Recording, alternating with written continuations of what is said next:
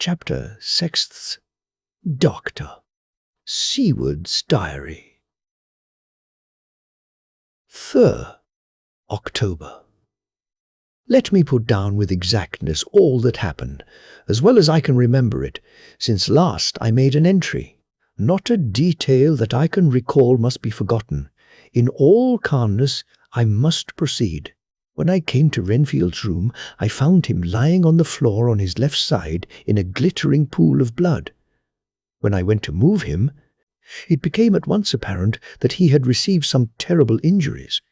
There seemed none of that unity of purpose between the parts of the body which marks even lethargic sanity. As the face was exposed, I could see that it was horribly bruised, as though it had been beaten against the floor. Indeed, it was from the face wounds that the pool of blood originated. The attendant who was kneeling beside the body said to me as we turned him over, "I think, sir, his back is broken. See? Both his right arm and leg and the whole side of his face are paralyzed." How such a thing could have happened puzzled the attendant beyond measure. He seemed quite bewildered, and his brows were gathered in as he said, "I can't understand the two things. He could mark his face like that by beating his own head on the floor.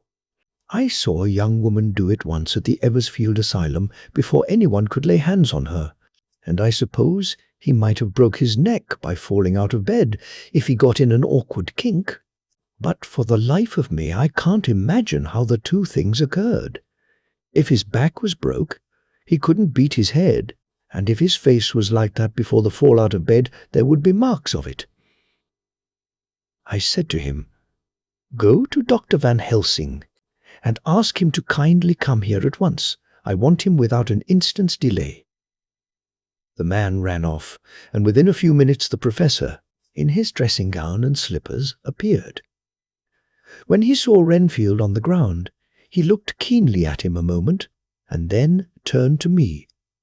I think he recognized my thought in my eyes, for he said very quietly, manifestly for the ears of the attendant, "Ah, a sad accident. He will need very careful watching and much attention. I shall stay with you myself, but I shall first dress myself. If you will remain, I shall in a few minutes join you." The patient was now breathing stertorously, and it was easy to see that he had suffered some terrible injury. Van Helsing returned with extraordinary celerity, bearing with him a surgical case. He had evidently been thinking and had his mind made up, for almost before he looked at the patient, he whispered to me, "Send the attendant away. We must be alone with him when he becomes conscious after the operation." So I said, "I think that will do now, Simmons. We have done all that we can at present. You had better go your round, and Dr. Van Helsing will operate. Let me know instantly if there be anything unusual anywhere."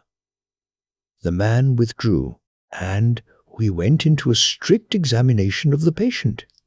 The wounds of the face were superficial. The real injury was a depressed fracture of the skull, extending right up through the motor area. The professor thought a moment and said, "We must reduce the pressure and get back to normal conditions as far as can be.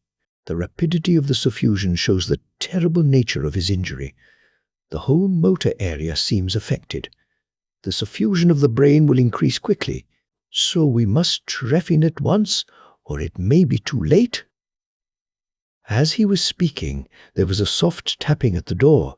I went over and opened it, and found in the corridor without Arthur and Quincy in pyjamas and slippers. The former spoke. "I heard your man call up Dr. Dropsy, Van Helsing, and tell him of an accident." So I woke Quincy, or rather called for him as he was not asleep. Things are moving too quickly and too strangely for sound sleep for any of us these times. I've been thinking that tomorrow night we'll not see things as they have been. We'd have to look back and forward a little more than we have done. May we come in?" I nodded, and held the door open till they had entered. Then I closed it again. When Quincy saw the attitude and state of the patient and noted the horrible pool on the floor, he said softly, "My God, what has happened to him? Poor, poor devil." I told him briefly and added that we expected he would recover consciousness after the operation for a short time, at all events. He went at once and sat down on the edge of the bed, with Godalming beside him. We all watched in patience. "We shall wait," said Van Helsing, "just long enough to fix the best spot for tree finding, so that we may most quickly and perfectly remove the blood clot, for it is evident that the hemorrhage is increasing." The minutes during which we waited passed with fearful slowness. I had a horrible sinking in my heart, and from Van Helsing's face I gathered that he felt some fear or apprehension as to what was to come. I dreaded the words that Renfield might speak.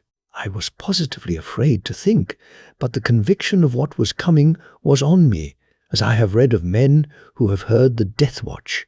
The poor man's breathing came in uncertain gasps. Each instant he seemed as though he would open his eyes and speak, but then would follow a prolonged, stertorous breath, and he would relapse into a more fixed insensibility. Inured as I was to sick beds and death, this suspense grew, and grew upon me. I could almost hear the beating of my own heart, and the blood surging through my temples sounded like blows from a hammer. The silence finally became agonizing. I looked at my companions one after another and saw from their flushed faces and damp brows that they were enduring equal torture. There was a nervous suspense over us all, as though overhead some dread bell would peal out powerfully when we should least expect it. At last there came a time when it was evident that the patient was sinking fast. He might die at any moment. I looked up at the professor and caught his eyes fixed on mine. His face was sternly set as he spoke. "There is no time to lose. His words may be worth many lives. I have been thinking so as I stood here. It may be there is a soul at stake. We shall operate just above the ear." Without another word he made the operation. For a few moments the breathing continued to be stertorous. Then there came a breath so prolonged that it seemed as though it would tear open his chest. Suddenly his eyes opened and became fixed in a wild, helpless stare. This was continued for a few moments. Then it softened into a glad surprise, and from the lips came a sigh of relief. He moved convulsively, and as he did so said, "I'll be quiet, doctor. Tell them to take off the strait waistcoat. I have had a terrible dream, and it has left me so weak that I cannot move. What's wrong with my face? It feels all swollen, and it smarts dreadfully." He tried to turn his head, but even with the effort his eyes seemed to grow glassy again, so I gently put it back. Then Van Helsing said in a quiet, grave tone, "Tell us your dream, Mr. Renfield." As he heard the voice, his face brightened through its mutilation, and he said, "That is Dr. Van Helsing. How good it is of you to be here. Give me some water. My lips are dry, and I shall try to tell you. I dreamed." He stopped and seemed fainting. I called quietly to Quincy, "The brandy. It is in my study, quick."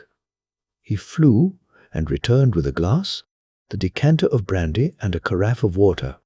We moistened the parched lips, and the patient quickly revived. It seemed, however, that his poor injured brain had been working in the interval, for, when he was quite conscious, he looked at me piercingly with an agonized confusion which I shall never forget, and said, "I must not deceive myself. It was no dream, but all a grim reality." Then his eyes roved round the room. As they caught sight of the two figures sitting patiently on the edge of the bed, he went on, "If I were not sure already, I would know from them." For an instant his eyes closed, not with pain or sleep, but voluntarily, as though he were bringing all his faculties to bear. When he opened them, he said hurriedly, and with more energy than he had yet displayed, "Quick, doctor, quick! I am dying." I feel that I have but a few minutes, and then I must go back to death or worse. Wet my lips with brandy again. I have something that I must say before I die, or before my poor crushed brain dies anyhow. Thank you. It was that night after you left me, when I implored you to let me go away. I couldn't speak then, for I felt my tongue was tied, but I was as sane then, except in that way, as I am now. I was in an agony of despair for a long time after you left me. It seemed hours. Then there came a sudden peace to me. My brain seemed to become cool again, and I realized where I was. I heard the dogs bark behind our house, but not where he was.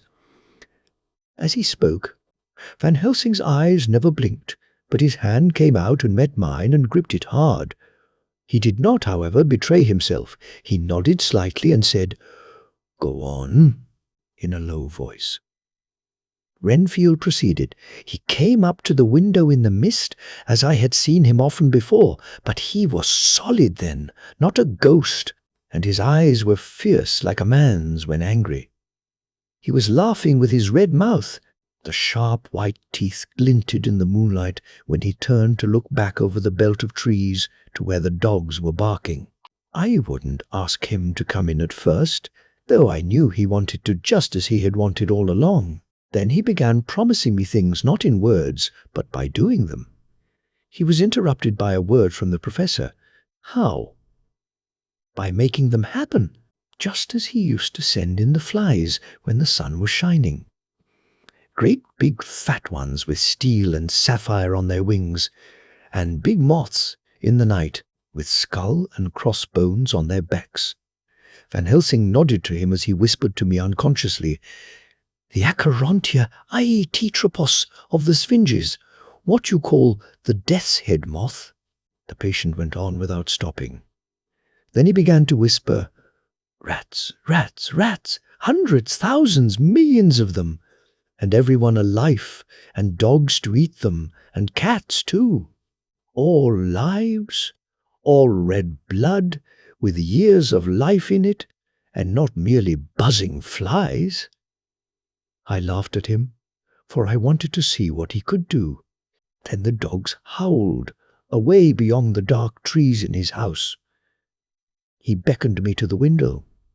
I got up and looked out, and he raised his hands and seemed to call out without using any words. A dark mass spread over the grass, coming on like the shape of a flame of fire.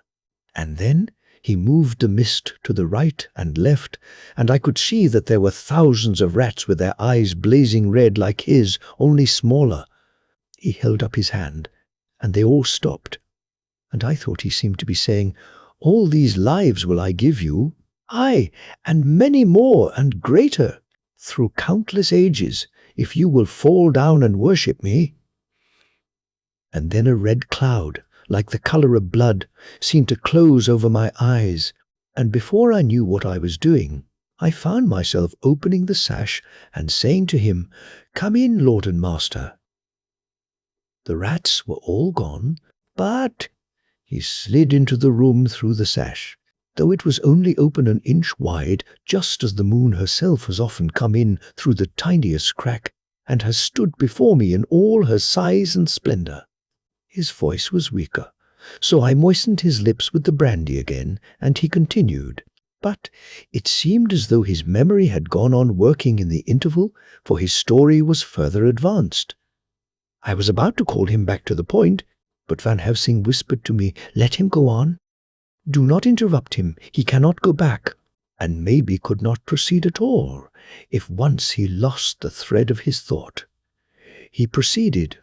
"All day I waited to hear from him, but he did not send me anything, not even a blowfly, and when the moon got up I was pretty angry with him. When he slid in through the window, though it was shut, and did not even knock, I got mad with him. He sneered at me, and his white face looked out of the mist with his red eyes gleaming, and he went on as though he owned the whole place, and I was no one. He didn't even smell the same as he went by me. I couldn't hold him. I thought that, somehow, Mrs. Harker had come into the room. The two men sitting on the bed stood up and came over, standing behind him so that he could not see them, but where they could hear better. They were both silent, but the professor started and quivered. His face, however, grew grimmer and sterner still. Renfield went on without noticing. When Mrs. Harker came in to see me this afternoon, she wasn't the same. It was like tea after the teapot had been watered. Here we all moved, but no one said a word, he went on. I didn't know that she was here till she spoke, and she didn't look the same. I don't care for the pale people. I like them with lots of blood in them, and hers had all seemed to have run out. I didn't think of it at the time, but when she went away I began to think, and it made me mad to know that he had been taking the life out of her. I could feel that the rest quivered as I did, but we remained otherwise still. So when he came tonight, I was ready for him. I saw the mist stealing in, and I grabbed it tight. I had heard that madmen have unnatural strength, and as I knew I was a madman at times anyhow, I resolved to use my power. Aye, and he felt it too, for he had to come out of the mist to struggle with me. I held tight, and I thought I was going to win, for I didn't mean him to take any more of her life till I saw his eyes. They burned into me, and my strength became like water.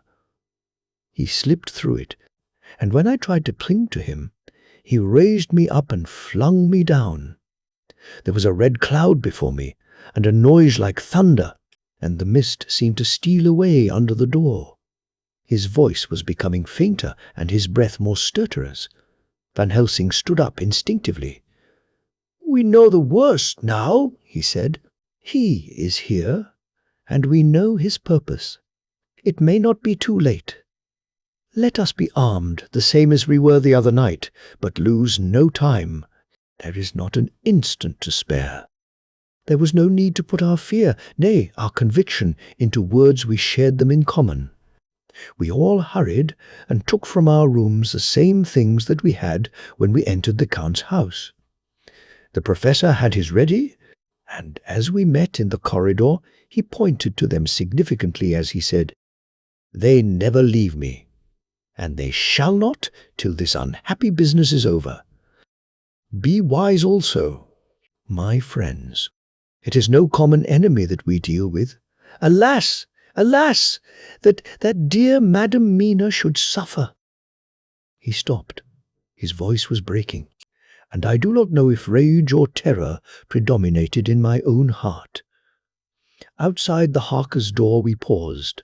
Art and Quincy held back, and the latter said, "Should we disturb her?" "We must," said Van Helsing grimly. "If the door be locked, I shall break it in." "May it not frighten her terribly?" "It is unusual to break into a lady's room," Van Helsing said solemnly. "You are always right, but this is life and death. All chambers are alike to the doctor, and even were they not, they are all as one to me tonight. Friend John, when I turn the handle, if the door does not open, do you put your shoulder down and shove, and you too, my friends. Now!" He turned the handle as he spoke, but the door did not yield. We threw ourselves against it. With a crash it burst open, and we almost fell headlong into the room. The professor did actually fall, and I saw across him as he gathered himself up from hands and knees.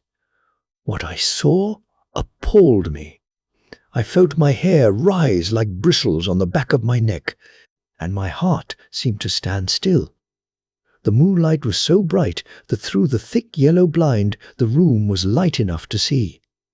On the bed beside the window lay Jonathan Harker, his face flushed and breathing heavily as though in a stupor. Kneeling on the near edge of the bed facing outwards was the white-clad figure of his wife. By her side stood a tall, thin man clad in black. His face was turned from us, but the instant we saw, we all recognized the Count in every way, even to the scar on his forehead.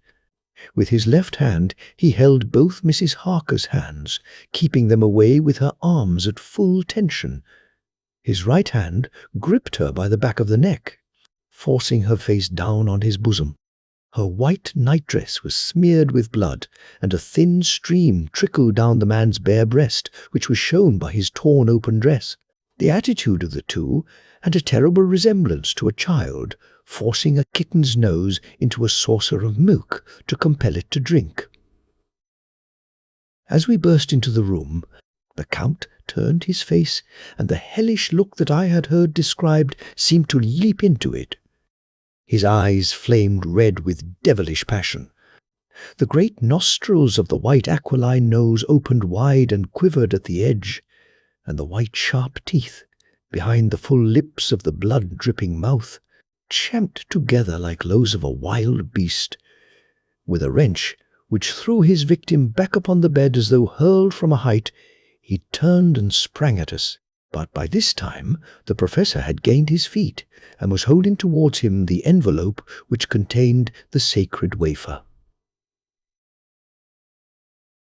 The Count suddenly stopped, just as poor Lucy had done outside the tomb, and cowered back. Further and further back he cowered as we, lifting our crucifixes, advanced.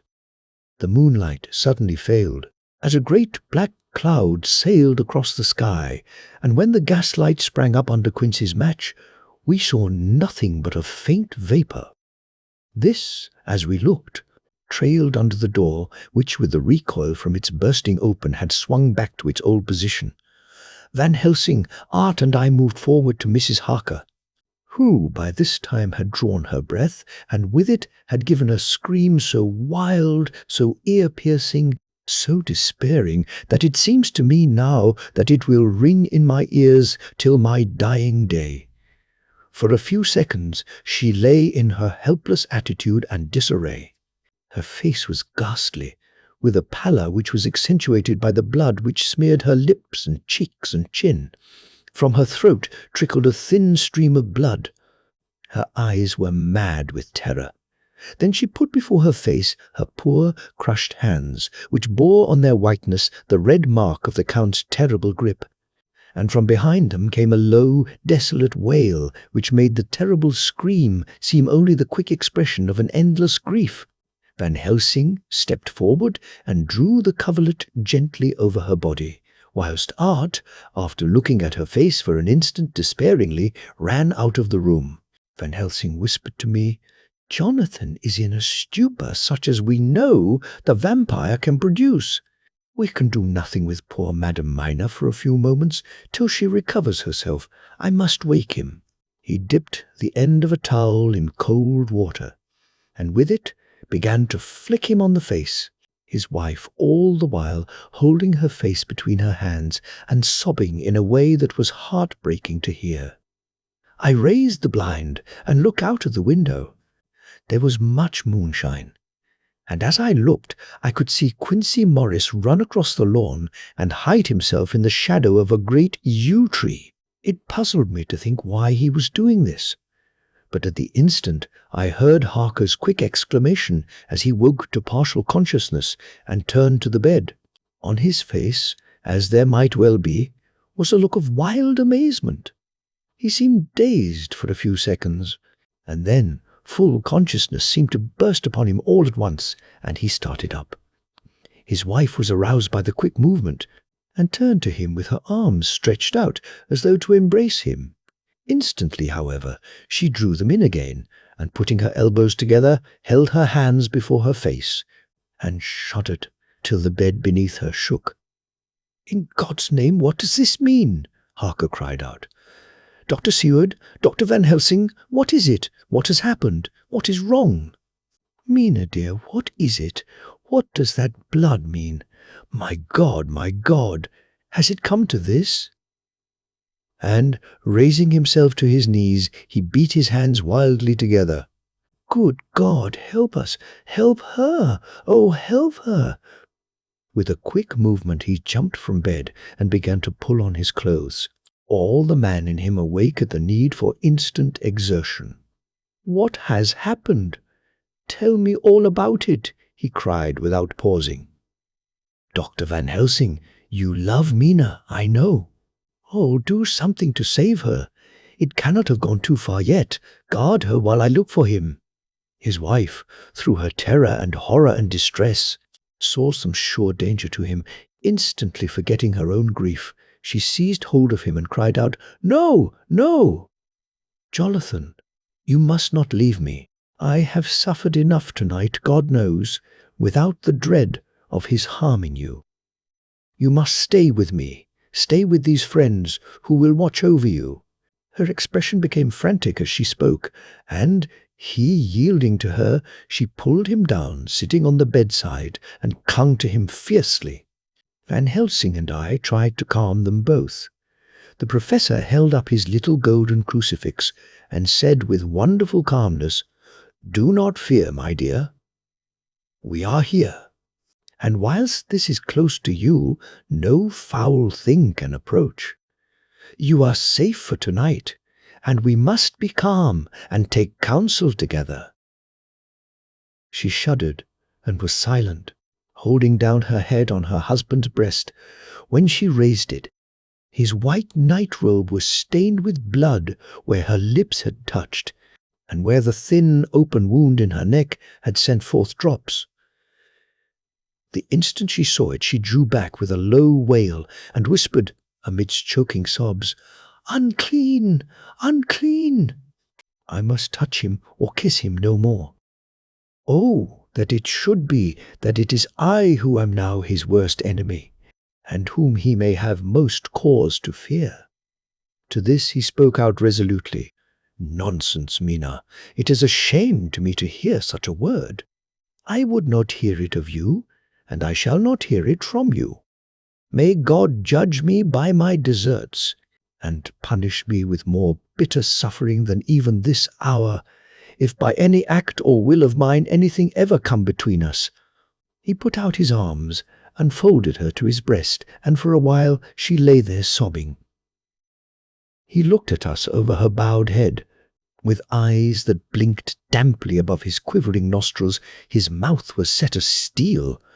After a while, her sobs became less frequent and more faint, and then he said to me, speaking with a studied calmness which I felt tried his nervous power to the utmost, "And now, Dr. Seward, tell me all about it.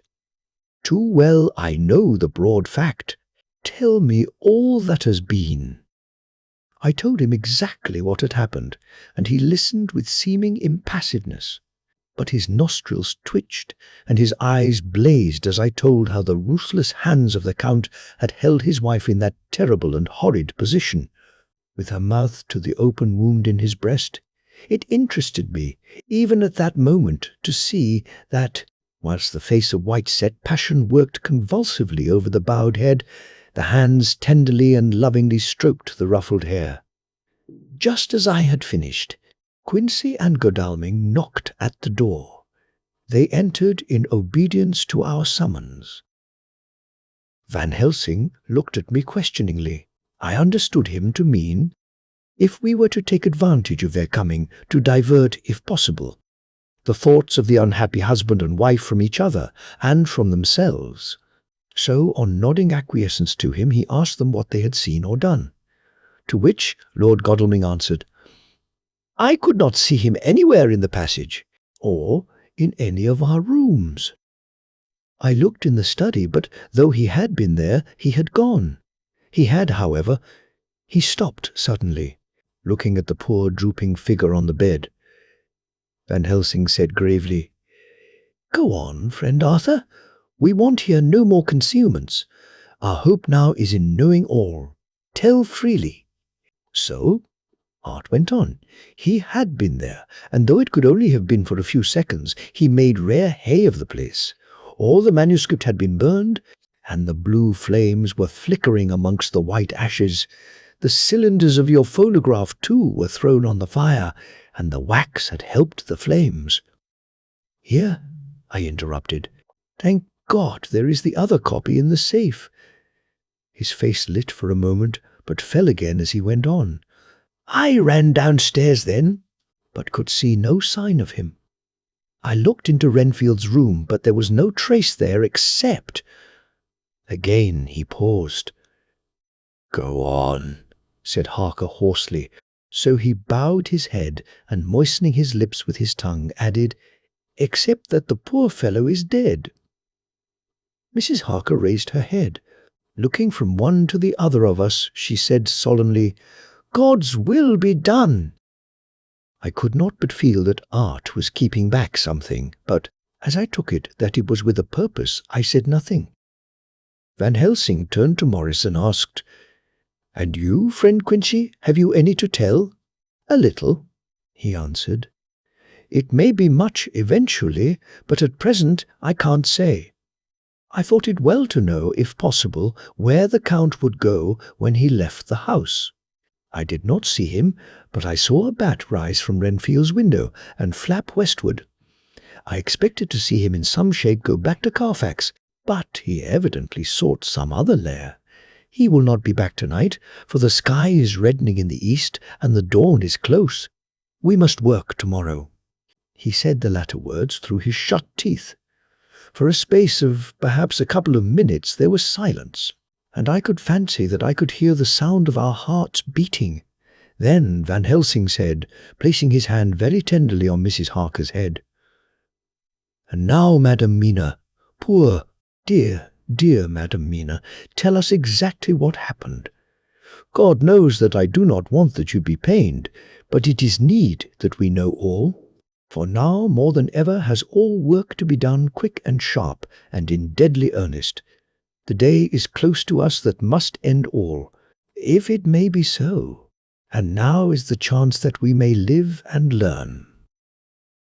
The poor dear lady shivered, and I could see the tension of her nerves as she clasped her husband closer to her and bent her head lower and lower still on his breast. Then she raised her head proudly and held out one hand to Van Helsing, who took it in his, and, after stooping and kissing it reverently, held it fast. The other hand was locked in that of her husband, who held his other arm thrown round her protectingly. After a pause in which she was evidently ordering her thoughts, she began, I took the sleeping draught which you had so kindly given me, but for a long time it did not act. I seemed to become more wakeful, and myriads of horrible fancies began to crowd in upon my mind, all of them connected with death, and vampires, with blood, and pain, and trouble. Her husband involuntarily groaned as she turned to him and said lovingly, Do not fret, dear. You must be brave and strong, and help me through the horrible task.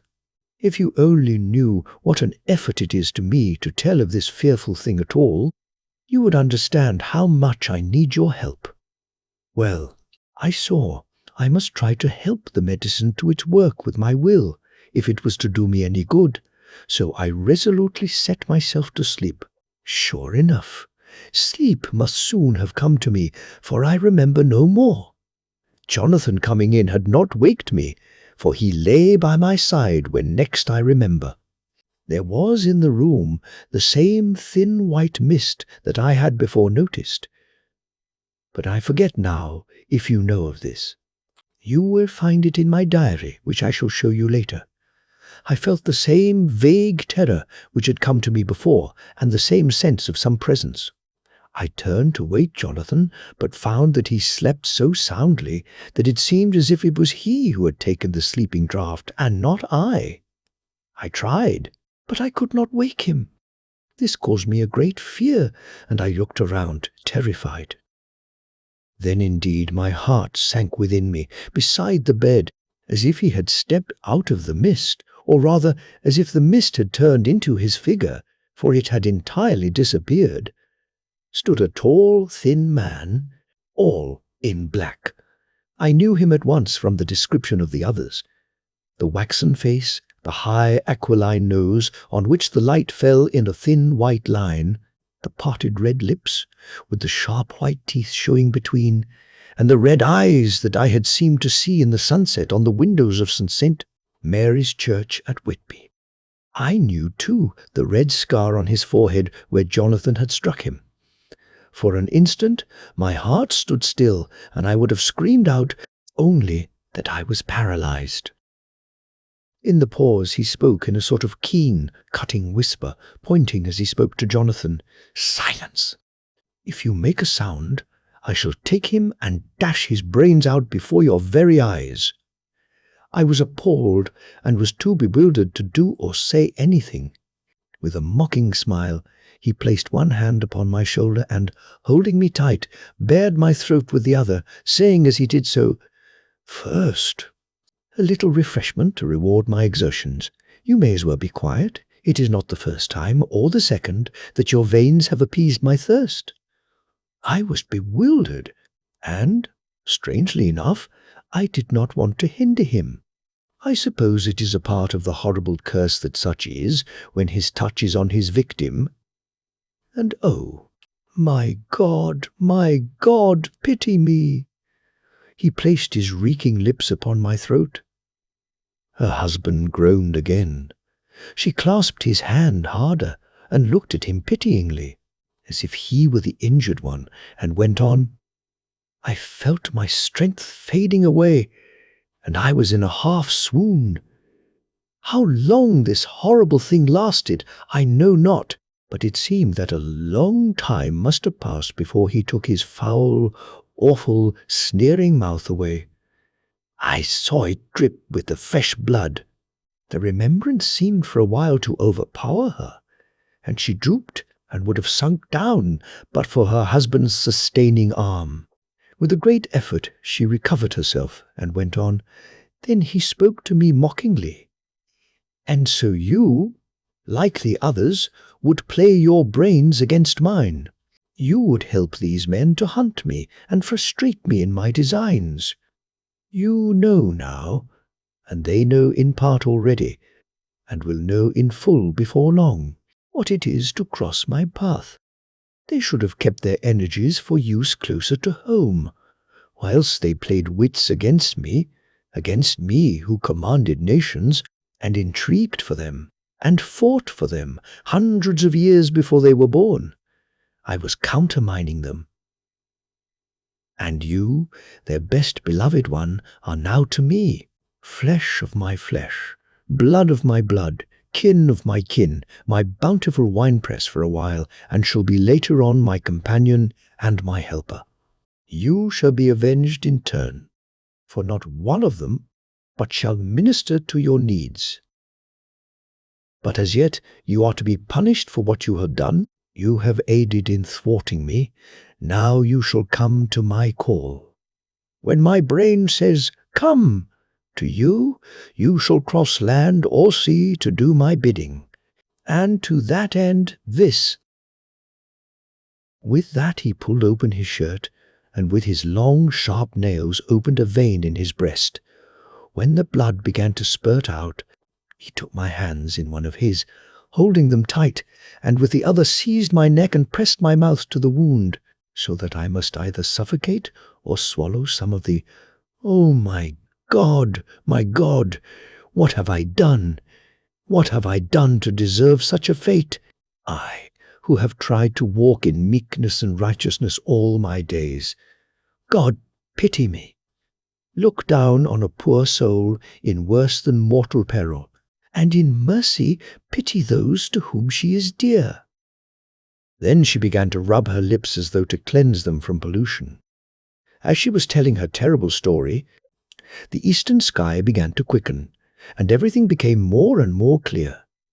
Harker was still and quiet, but over his face, as the awful narrative went on, came a grey look, which deepened and deepened in the morning light, till, when the first red streak of the coming dawn shot up, the flesh stood darkly out against the whitening hair.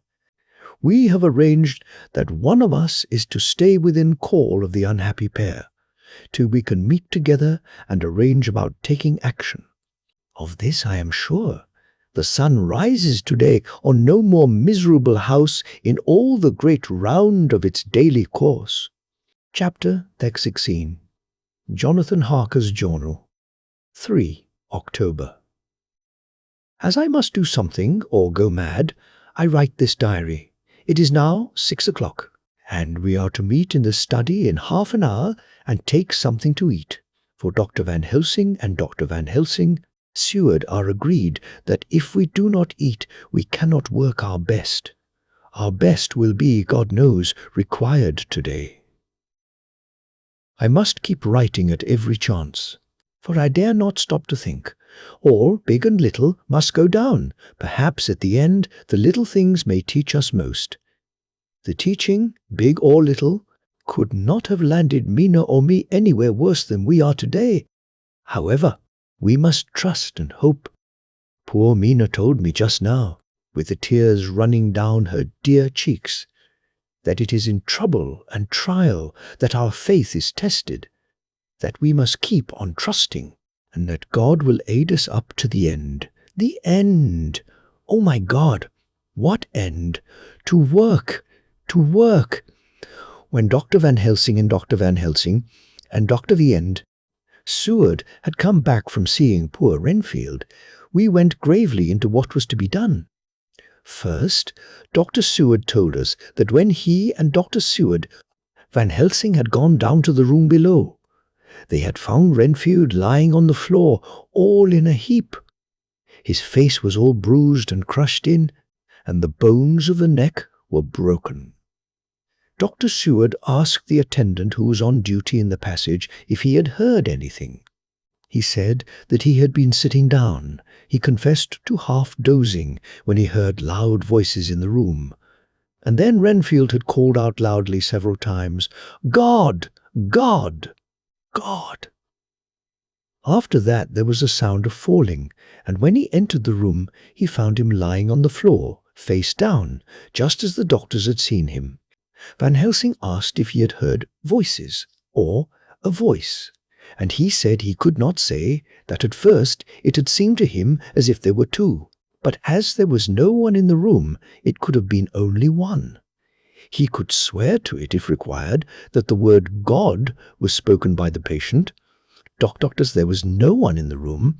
Seward said to us when we were alone that he did not wish to go into the matter. The question of an inquest had to be considered, and it would never do to put forward the truth, as no one would believe it. As it was, he thought that on the attendant's evidence he could give a certificate of death by misadventure in falling from bed. In case the coroner should demand it, there would be a formal inquest, necessarily to the same result. When the question began to be discussed as to what should be our next step, the very first thing we decided was that Mina should be in full confidence, that nothing of any sort, no matter how painful, should be kept from her. She herself agreed as to its wisdom, and it was pitiful to see her so brave and yet so sorrowful, and in such a depth of despair. "There must be no concealment," she said. "Alas, we have had too much already. And besides, there is nothing in all the world that can give me more pain than I have already endured, than I suffer now. Whatever may happen, it must be of new hope or of new courage to me." Van Helsing was looking at her fixedly as she spoke, and said, suddenly but quietly, "But dear Madam Mina, are you not afraid, not for yourself, but for others, from yourself, after what has happened?" Her face grew set in its lines, but her eyes shone with the devotion of a martyr as she answered, "Ah, no, for my mind is made up." "To what?" he asked gently, whilst we were all very still, for each, in our own way, we had a sort of vague idea of what she meant. Her answer came with direct simplicity, as though she were simply stating a fact. "Because if I find in myself, and I shall watch keenly for it, a sign of harm to any that I love, I shall die." "You would not kill yourself?" he asked hoarsely. "I would, if there were no friend who loved me, who would save me such a pain, and so desperate an effort." She looked at him meaningly as she spoke. He was sitting down, But now he rose and came close to her and put his hand on her head as he said solemnly, "My child, there is such an one, if it were for your good. For myself, I could hold it in my account with God to find such an euthanasia for you, even at this moment if it were best. Nay, were it safe, but my child—" For a moment he seemed choked, and a great sob rose in his throat. He gulped it down and went on. "There are here some who would stand between you and death. You must not die. You must not die by any hand, but least of all by your own. Until the other, who has fouled your sweet life, is true dead, you must not die.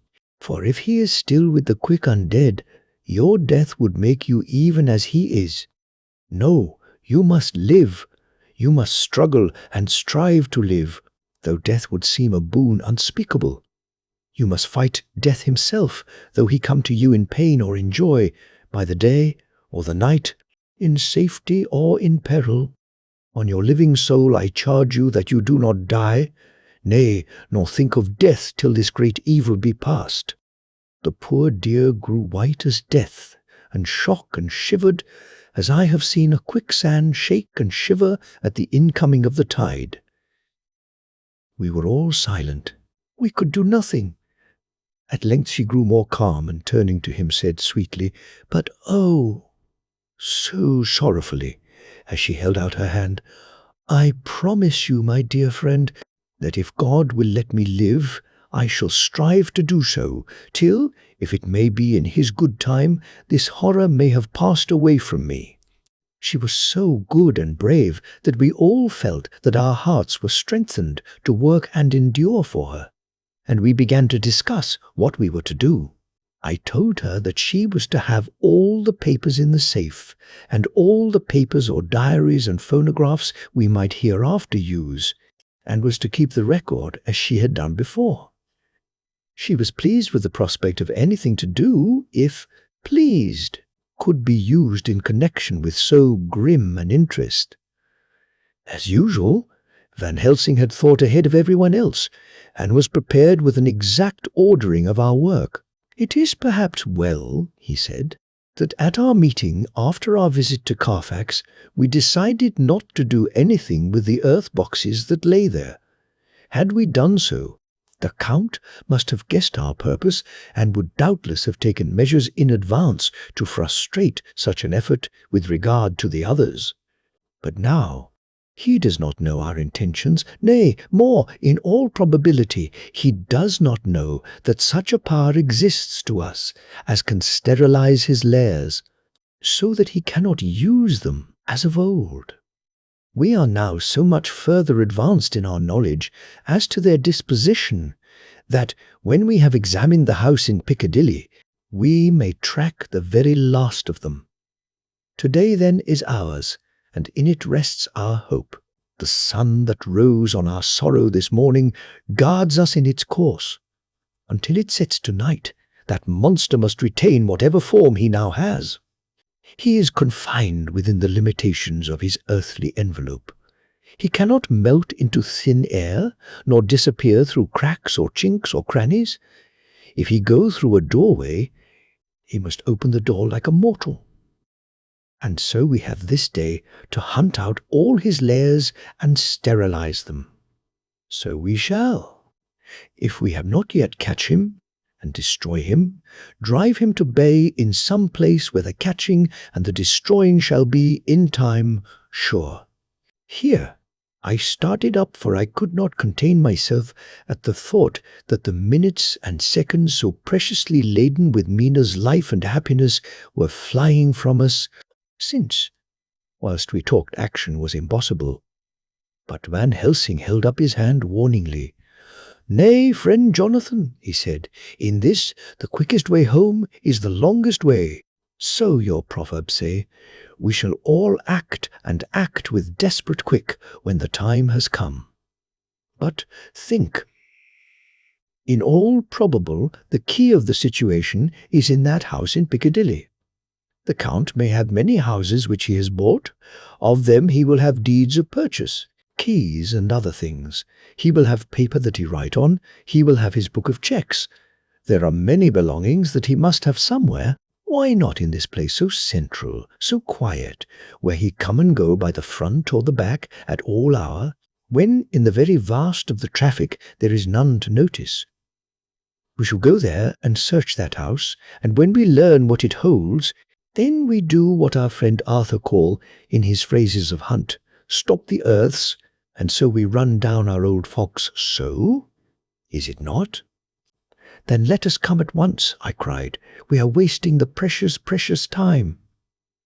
The professor did not move, but simply said, And how are we to get into that house in Piccadilly? Any way, I cried.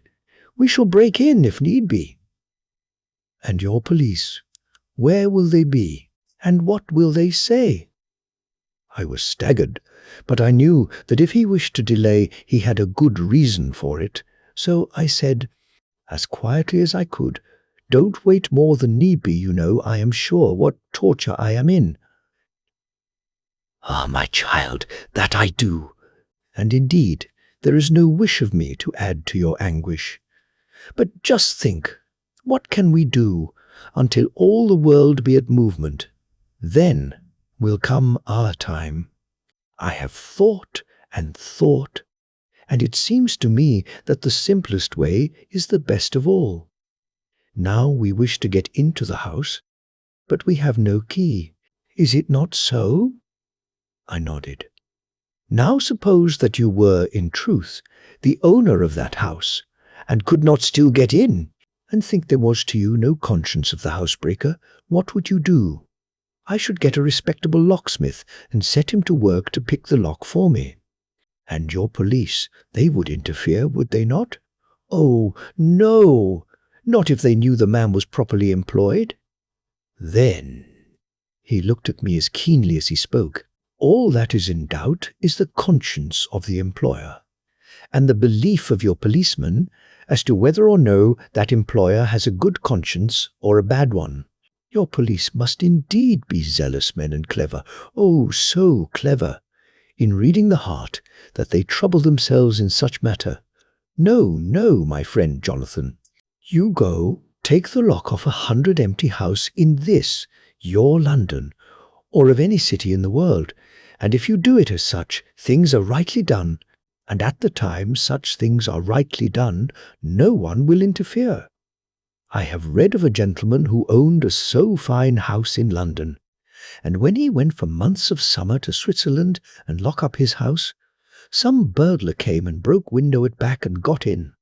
Then he went and made open the shutters in front and walk out and in through the door before the very eyes of the police. Then he have an auction in that house and advertise it and put up big notice, and when the day come he sell off by a great auctioneer all the goods of that other man who owned them.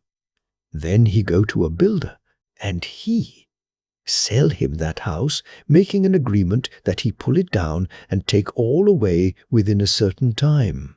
And your police and other authority help him all they can. And when that owner come back from his holiday in Switzerland, he find only an empty hole where his house had been.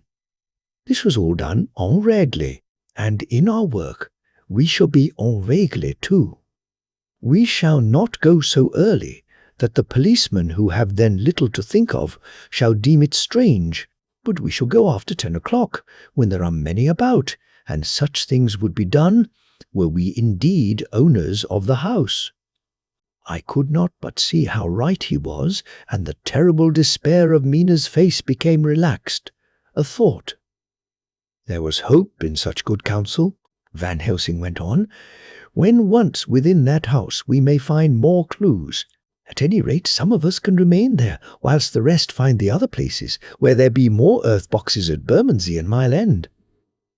Lord Godalming stood up. I can be of some use here, he said. I shall wire to my people to have horses and carriages where they will be most convenient. Look here, old fellow, said Morris. It is a capital idea to have all ready in case we want to go horsebacking, But don't you think that one of your snappy carriages, with its heraldic adornments in a byway of Walworth or Mile End, would attract too much attention for our purposes? It seems to me that we ought to take cabs when we go south or east, and even leave them somewhere near the neighborhood we are going to." "Friend Quincy is right," said the professor. "His head is what you call in plane with the horizon. It is a difficult thing that we go to do, and we do not want no peoples to watch us, if so it may." Mina took a growing interest in everything, and I was rejoiced to see that the exigency of affairs was helping her to forget for a time the terrible experience of the night. She was very, very pale, almost ghastly, and so thin that her lips were drawn away, showing her teeth in somewhat of prominence. I did not mention this last, lest it should give her needless pain, but it made my blood run cold in my veins to think of what had occurred with poor Lucy when the Count had sucked her blood. As yet there was no sign of the teeth growing sharper, but the time as yet was short, and there was time for fear. When we came to the discussion of the sequence of our efforts and of the disposition of our forces, there were new sources of doubt. It was finally agreed that before starting for Piccadilly we should destroy the Count's lair close at hand. In case he should find it out too soon, we should thus be still ahead of him in our work of destruction, and his presence in his purely material shape, and at his weakest, might give us some new clue. As to the disposal of forces, it was suggested by the professor that, after our visit to Carfax, we should all enter the house in Piccadilly, that the two doctors and I should remain there, whilst Lord Godalming and Quincy found the lairs at Walworth and Mile End and destroyed them. It was possible, if not likely, the professor urged, that the Count might appear in Piccadilly during the day, and that if so, we might be able to cope with him then and there. At any rate, we might be able to follow him in force. To this plan I strenuously objected, and so far as my going was concerned, for I said that I intended to stay and protect Mina, I thought that my mind was made up on the subject, but Mina would not listen to my objection. She said that there might be some law matter in which I could be useful. That, amongst the Count's papers, might be some clue which I could understand out of my experience in Transylvania, and that, as it was, all the strength we could muster was required to cope with the Count's extraordinary power. I had to give in, for Mina's resolution was fixed. She said that it was the last hope for her that we should all work together. "As for me," she said, "I have no fear. Things have been as bad as they can be, and whatever may happen must have in it some element of hope or comfort. Go, my husband. God can, if he wishes it, guard me as well alone as with anyone present." So I started up crying out, "Then in God's name let us come at once, for we are losing time. The Count may come to Piccadilly earlier than we think." "Not so," said Van Helsing, holding up his hand. "But why?" I asked. "Do you forget," he said with actually a smile, "that last night he banqueted heavily and will sleep late?" "Did I forget? Shall I ever? Can I ever? Can any of us ever forget that terrible scene?" Mina struggled hard to keep her brave countenance, but the pain overmastered her, and she put her hands before her face and shuddered whilst she moaned. Van Helsing had not intended to recall her frightful experience. He had simply lost sight of her, and her part in the affair in his intellectual effort. When it struck him what he said, he was horrified at his thoughtlessness and tried to comfort her. "Oh, Madam Mina," he said, "dear, dear Madam Mina, alas, that I, of all who so reverence you, should have said anything so forgetful.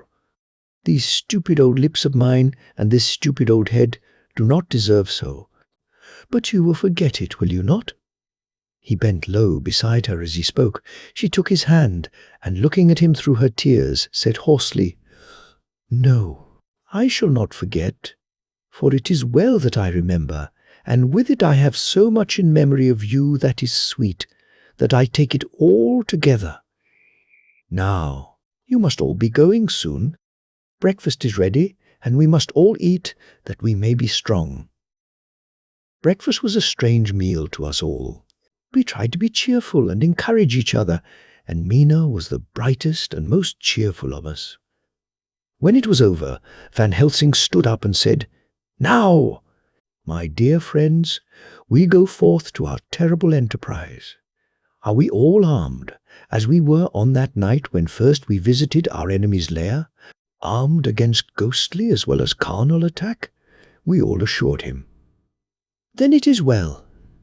Now, Madam Mina, you are in any case quite safe here until the sunset, and before then we shall return, if we shall return. But before we go, let me see you armed against personal attack. I have myself, since you came down, prepared your chamber by the placing of things of which we know, so that he may not enter. Now, let me guard yourself. On your forehead I touch this piece of sacred wafer in the name of the Father, the Son, and—" There was a fearful scream which almost froze our hearts to hear. As he had placed the wafer on Minna's forehead, it had seared, it had burned into the flesh as though it had been a piece of white-hot metal. My poor darling's brain had told her the significance of the fact as quickly as her nerves received the pain of it, and the two so overwhelmed her that her overwrought nature had its voice in that dreadful scream. But the words to her thought came quickly. The echo of the scream had not ceased to ring on the air when there came the reaction, and she sank on her knees on the floor in an agony of abasement. Pulling her beautiful hair over her face, as the leper of old his mantle, she wailed out, "Unclean! Unclean! Even the Almighty shuns my polluted flesh. I must bear this mark of shame upon my forehead until the judgment day." They all paused. I had thrown myself beside her in an agony of helpless grief, and putting my arms around held her tight. For a few minutes our sorrowful hearts beat together, whilst the friends around us turned away their eyes that ran tears silently. Then Van Helsing turned and said gravely, so gravely that I could not help feeling that he was in some way inspired, and was stating things outside himself. "It may be that you may have to bear that mark till God himself see fit, as he most surely shall on the judgment day, to redress all wrongs of the earth and of his children that he has placed thereon. And oh, Madam Mina, my dear, may we who love you be there to see, when that red scar, the sign of God's knowledge of what has been, shall pass away, and leave your forehead as pure as the heart we know. For so surely as we live, that scar shall pass away when God sees right to lift the burden that is hard upon us. Till then we bear our cross, as his Son did, in obedience to his will. It may be that we are chosen instruments of his good pleasure, and that we ascend to his bidding as that other through stripes and shame, through tears and blood, through doubts and fears, and all that makes the difference between God and man." There was hope in his words, and comfort, and they made for resignation. Mina and I both felt so, and simultaneously we each took one of the old man's hands and bent over and kissed it. Then without a word we all knelt down together, and, all holding hands, swore to be true to each other. We men pledged ourselves to raise the veil of sorrow from the head of her whom, each in his own way, we loved, and we prayed for help and guidance in the terrible task which lay before us. It was then time to start. So I said farewell to Mina, a parting which neither of us shall forget to our dying day, and we set out. To one thing I have made up my mind. If we find out that Mina must be a vampire in the end, then she shall not go into that unknown and terrible land alone.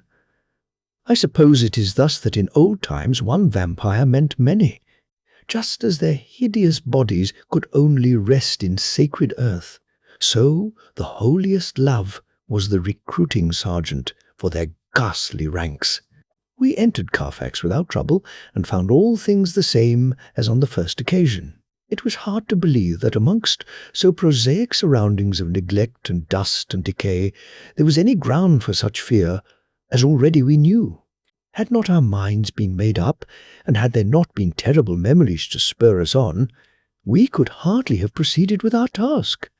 We found no papers, or any sign of use in the house, and in the old chapel the great boxes looked just as we had seen them last. Doctor, Van Helsing said to us solemnly as we stood before them, "And now, my friends, we have a duty here to do. We must sterilize this earth, so sacred of holy memories, that he has brought from a far distant land for such fell use. He has chosen this earth because it has been holy. Thus we defeat him with his own weapon, for we make it more holy still. It was sanctified to such use of man, now we sanctify it to God." As he spoke, he took from his bag a screwdriver and a wrench, and very soon the top of one of the cases was thrown open. The earth smelled musty and close, but we did not somehow seem to mind, for our attention was concentrated on the professor. Taking from his box a piece of the sacred wafer, he laid it reverently on the earth, and then shutting down the lid, began to screw it home, we aiding him as he worked. One by one, we treated in the same way each of the great boxes, and left them as we had found them to all appearance, but in each was a portion of the host. When we closed the door behind us, the professor said solemnly, "So much is already done. If it may be that with all the others we can be so successful, then the sunset of this evening may shine on Madam Mina's forehead all white as ivory and with no stain." As we passed across the lawn on our way to the station to catch our train, we could see the front of the asylum. I looked eagerly, and in the window of my own room saw Mina. I waved my hand to her and nodded to tell that our work there was successfully accomplished. She nodded in reply to show that she understood. The last I saw, she was waving her hand in farewell. It was with a heavy heart that we sought the station and just caught the train, which was steaming in as we reached the platform. I have written this in the train. Piccadilly, 12,003 o'clock. Just before we reached Fenchurch Street, Lord Godalming said to me, "Quincy and I will find a locksmith. You had better not come with us in case there should be any difficulty, for under the circumstances it wouldn't seem so bad for us to break into an empty house. But you are a solicitor, and the Incorporated Law Society might tell you that you should have known better." I demurred as to my not sharing any danger even of odium, but he went on, "Besides, it will attract less attention if there are not too many of us. My title will make it all right with the locksmith, and with any policeman that may come along. You had better go with Jack and the professor and stay in the Green Park, somewhere in sight of the house, and when you see the door opened and the smith has gone away, do you all come across? We shall be on the lookout for you and shall let you in." "The advice is good," said Van Helsing, so we said no more. Godalming and Morris hurried off in a cab, we following in another. At the corner of Arlington Street, our contingent got out and strolled into the Green Park. My heart beat as I saw the house on which so much of our hope was centred, looming up grim and silent in its deserted condition amongst its more lively and spruce-looking neighbours. We sat down on a bench within good view and began to smoke cigars so as to attract as little attention as possible. The minutes seemed to pass with leaden feet as we waited for the coming of the others. At length we saw a four-wheeler drive up. Out of it, in leisurely fashion, got Lord Godalming and Morris, and down from the box descended a thick-set working man with his rush-woven basket of tools. Morris paid the cabman, who touched his hat and drove away. Together the two ascended the steps, and Lord Godalming pointed out what he wanted done. The workman took off his coat leisurely and hung it on one of the spikes of the rail, saying something to a policeman who just then sauntered along. The policeman nodded acquiescence, and the man kneeling down placed his bag beside him. After searching through it, he took out a selection of tools which he produced to lay beside him in orderly fashion. Then he stood up, looked into the keyhole, blew into it, and turning to his employers, made some remark. Lord Godalming smiled, and the man lifted a good-sized bunch of keys. Selecting one of them, he began to probe the lock, as if feeling his way with it. After fumbling about for a bit, he tried a second, and then a third. All at once the door opened under a slight push from him, and he and the two others entered the hall. We sat still. My own cigar burnt furiously. But Van Helsing's went cold altogether. We waited patiently as we saw the workman come out and bring in his bag. Then he held the door partly open, steadying it with his knees, whilst he fitted a key to the lock. This he finally handed to Lord Godalming, who took out his purse and gave him something. The man touched his hat, took his bag, put on his coat, and departed. Not a soul took the slightest notice of the whole transaction. When the man had fairly gone, we three crossed the street and knocked at the door. It was immediately opened by Quincy Morris, beside whom stood Lord Godalming lighting a cigar. "The place smells so vilely," said the latter as we came in. It did indeed smell vilely like the old chapel at Carfax, and with our previous experience it was plain to us that the Count had been using the place pretty freely. We moved to explore the house, all keeping together in case of attack, for we knew we had a strong and wily enemy to deal with, and as yet we did not know whether the Count might not be in the house. In the dining room, which lay at the back of the hall, we found 8 boxes of earth. 8 boxes only out of the 9 which we sought. Our work was not over, and would never be, until we should have found the missing box. First, we opened the shutters of the window which looked out across a narrow stone-flagged yard at the blank face of a stable, pointed to look like the front of a miniature house. There were no windows in it, so we were not afraid of being overlooked. We did not lose any time in examining the chests. With the tools which we had brought with us, we opened them, one by one, and treated them as we had treated those others in the old chapel. It was evident to us that the Count was not at present in the house, and we proceeded to search for any of his effects.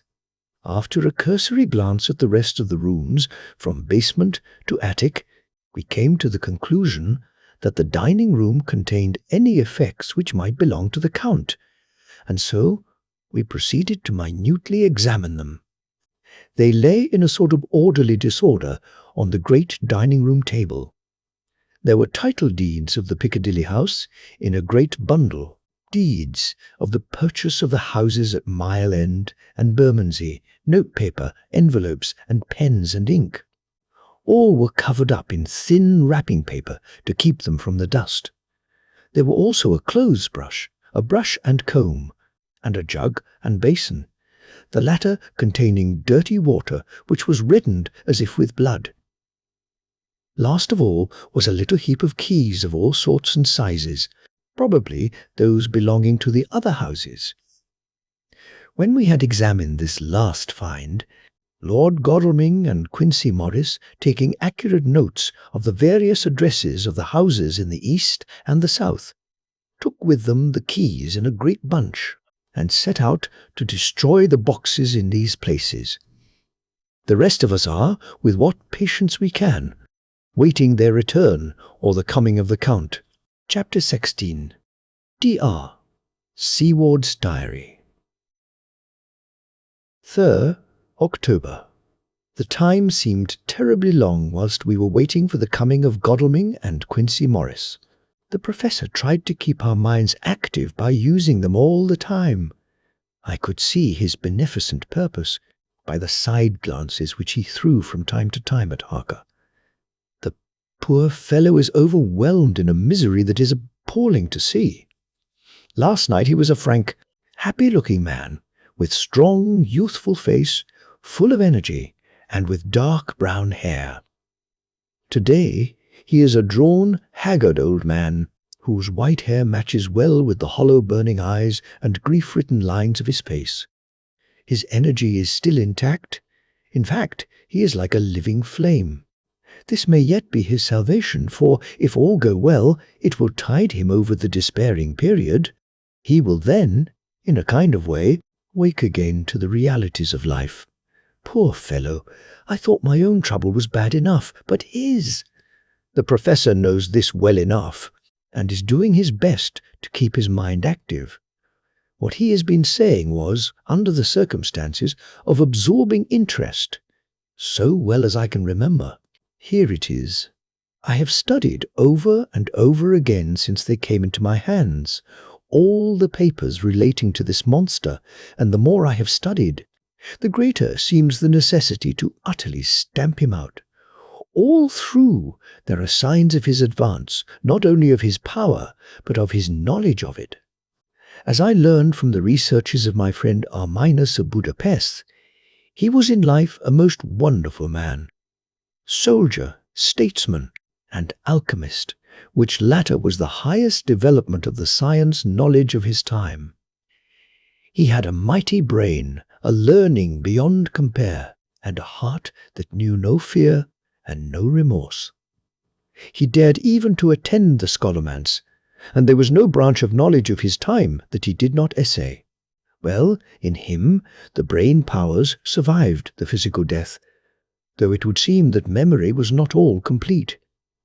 In some faculties of mind he has been, and is, only a child, but he is growing, and some things that were childish at the first are now of man's stature. He is experimenting and doing it well, and if it had not been that we have crossed his path, he would be yet.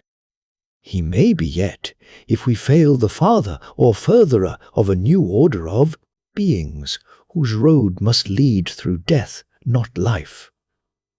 Harker groaned and said, "And this is all arrayed against my darling. But how is he experimenting? The knowledge may help us to defeat him. He has all along since his coming been trying his power, slowly but surely. That big child brain of his is working. Well, for us it is, as yet, a child brain, for had he dared at the first to attempt certain things, he would long ago have been beyond our power. However, he means to succeed, and a man who has centuries before him can afford to wait and to go slow. Festina lente may well be his motto." "I fail to understand," said Harker wearily. "Oh, do be more plain to me. Perhaps grief and trouble are dulling my brain." The professor laid his hand tenderly on his shoulder as he spoke. "Ah, my child, I will be plain. Do you not see how, of late, this monster has been creeping into knowledge experimentally? How he has been making use of the zoophagus patient to effect his entry into friend John's home, for your vampire, though in all afterwards he can come when and how he will, must at the first make entry only when asked thereto by an inmate. But these are not his most important experiments.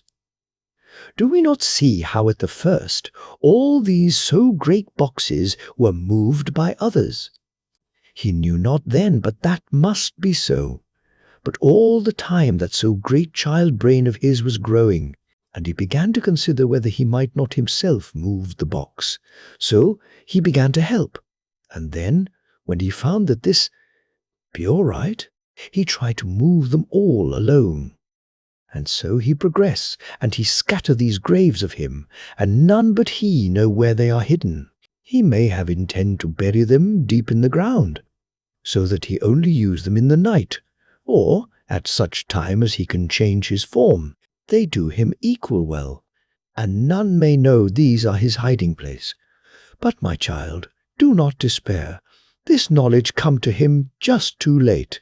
Already all of his lairs but one be sterilized, as for him, and before the sunset this shall be so. Then he have no place where he can move and hide. I delayed this morning that so we might be sure.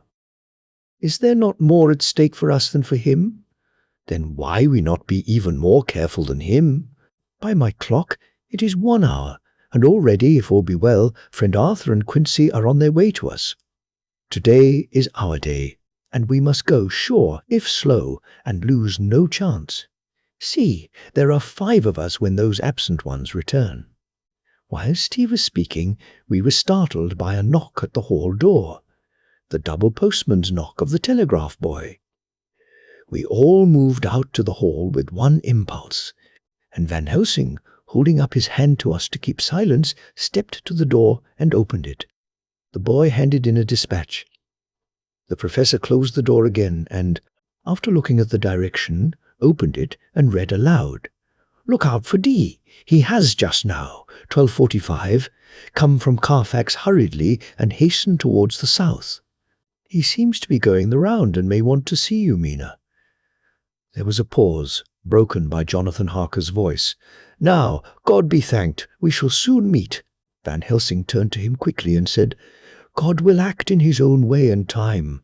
Do not fear, and do not rejoice as yet, for what we wish for at the moment may be our undoings. I care for nothing now, he answered hotly, except to wipe out this brute from the face of creation. I would sell my soul to do it. Oh, hush, hush, my child, said Van Helsing. God does not purchase souls in this wise, and the devil, though he may purchase, does not keep faith. But God is merciful and just, and knows your pain and your devotion to that dear Madam Mina. Think you, how her pain would be doubled, did she but hear your wild words. Do not fear any of us. We are all devoted to this cause, and today shall see the end. The time is coming for action. Today this vampire is limit to the powers of man, and to sunset he may not change. It will take him time to arrive here.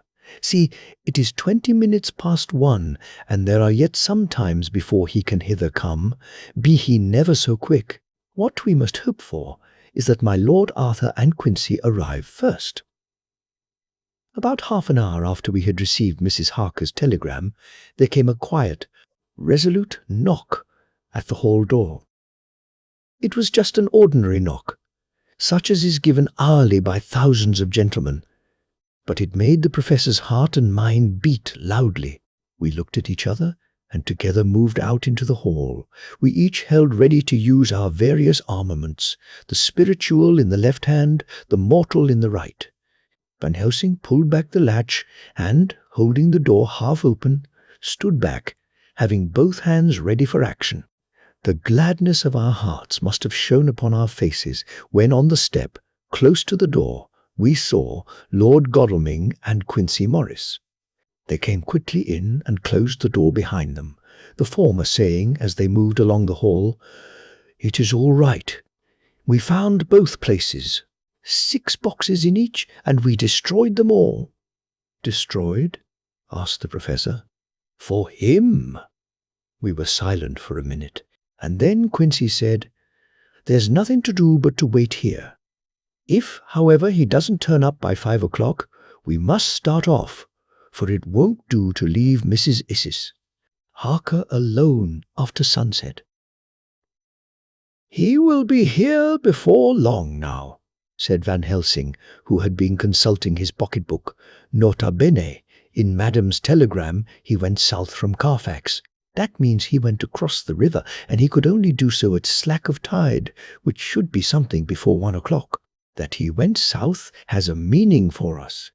He is as yet only suspicious, and he went from Carfax first to the place where he would suspect interference least. You must have been at Bermondsey only a short time before him. That he is not here already shows that he went to Mile End next. This took him some time, for he would then have to be carried over the river in some way. Believe me, my friends, we shall not have long to wait now. We should have ready some plan of attack, so that we may throw away no chance. Hush, there is no time now. Have all your arms. Be ready. He held up a warning hand as he spoke, for we all could hear a key softly inserted in the lock of the hall door. I could not but admire, even at such a moment, the way in which a dominant spirit asserted itself. In all our hunting parties and adventures in different parts of the world, Quincy Morris had always been the one to arrange the plan of action, and Arthur and I had been accustomed to obey him implicitly. Now, the old habit seemed to be renewed instinctively. With a swift glance around the room, he at once laid out our plan of attack and, without speaking a word, with a gesture, placed us each in position. Van Helsing, Harker, and I were just behind the door, so that when it was opened, the professor could guard it, whilst we two stepped between the incomer and the door. Godalming behind and Quincy in front stood just out of sight, ready to move in front of the window. We waited in a suspense that made the seconds pass with nightmare slowness. The slow, careful steps came along the hall. The Count was evidently prepared for some surprise. At least he feared it. Suddenly, with a single bound, he leaped into the room, winning a way past us before any of us could raise a hand to stay him. There was something so panther-like in the movement, something so unhuman, that it seemed to sober us all from the shock of his coming. The first to act was Harker, who, with a quick movement, threw himself before the door leading into the room in the front of the house. As the Count saw us, a horrible sort of snarl passed over his face, showing the eye-teeth long and pointed, but the evil smile as quickly passed into a cold stare of lion-like disdain. His expression again changed as, with a single impulse, we all advanced upon him. It was a pity that we had not some better organized plan of attack, for even at the moment I wondered what we were to do. I did not myself know whether our lethal weapons would avail us anything. Harker evidently meant to try the matter, for he had ready his great kukri knife, and made a fierce and sudden cut at him. The blow was a powerful one. Only the diabolical quickness of the Count's leap back saved him. A second less, and the trenchant blade had shorn through his heart. As it was, the point just cut the cloth of his coat, making a wide gap whence a bundle of banknotes and a stream of gold fell out. The expression of the Count's face was so hellish that for a moment I feared for Harker, though I saw him throw the terrible knife aloft again for another stroke. Instinctively I moved forward with a protective impulse, holding the crucifix and wafer in my left hand. I felt a mighty power fly along my arm, and it was without surprise that I saw the monster cower back before a similar movement made spontaneously by each one of us. It would be impossible to describe the expression of hate and baffled malignity, of anger and hellish rage which came over the Count's face. His waxen hue became greenish-yellow by the contrast of his burning eyes, and the red scar on the forehead showed on the pallid skin like a palpitating wound. The next instant, with a sinuous dive, he swept under Harker's arm ere his blow could fall, and, grasping a handful of the money from the floor, dashed across the room, threw himself at the window.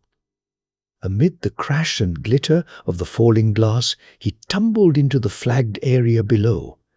Through the sound of the shivering glass, I could hear the ting of the gold as some of the sovereigns fell on the flagging. We ran over and saw him spring unhurt from the ground. He, rushing up the steps, crossed the flagged yard and pushed open the stable door. There he turned and spoke to us. "You think to baffle me, you with your pale faces all in a row, like sheep in a butcher's. You shall be sorry yet, each one of you. You think you have left me without a place to rest, but I have more. My revenge is just begun. I spread it over centuries, and time is on my side. Your girls that you all love are mine already, and through them you and others shall yet be mine. My creatures, to do my bidding and to be my jackals when I want to feed. Bah!" With a contemptuous sneer, he passed quickly through the door, and we heard the rusty bolt creak as he fastened it behind him. A door beyond opened and shut. The first of us to speak was the professor, as, realizing the difficulty of following him through the stable, we moved toward the hall. "We have learnt something much. Notwithstanding his brave words, he fears us, he fear time, he fear want. For if not, why he hurry so? His very tone betray him, or my ears deceive. Why take that money? You follow quick. You are hunters of wild beast, and understand it so. For me, I make sure that nothing here may be of use to him, if so, that he return." As he spoke, he put the money remaining into his pocket, took the title "Deeds in the Bundle" as Harker had left them, and swept the remaining things into the open fireplace, where he set fire to them with a match. Godalming and Morris had rushed out into the yard, and Harker had lowered himself from the window to follow the Count. He had, however, bolted the stable door, and by the time they had forced it open, there was no sign of him. Van Helsing and I tried to make inquiry at the back of the house, but the mews was deserted, and no one had seen him depart. It was now late in the afternoon, and sunset was not far off.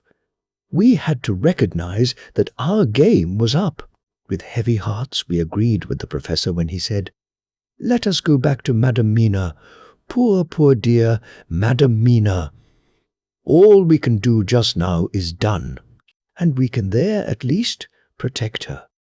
But we need not despair. There is but one more earth box, and we must try to find it. When that is done, all may yet be well." I could see that he spoke as bravely as he could to comfort Harker. The poor fellow was quite broken down. Now and again he gave a low groan, which he could not suppress. He was thinking of his wife. With sad hearts we came back to my house, where we found Mrs. Harker waiting us, with an appearance of cheerfulness which did honour to her bravery and unselfishness. When she saw our faces, her own became as pale as death. For a second or two her eyes were closed, as if she were in secret prayer, and then she said cheerfully, "I can never thank you all enough. Oh, my poor darling." As she spoke, she took her husband's grey head in her hands and kissed it. "Lay your poor head here and rest it. All will yet be well, dear.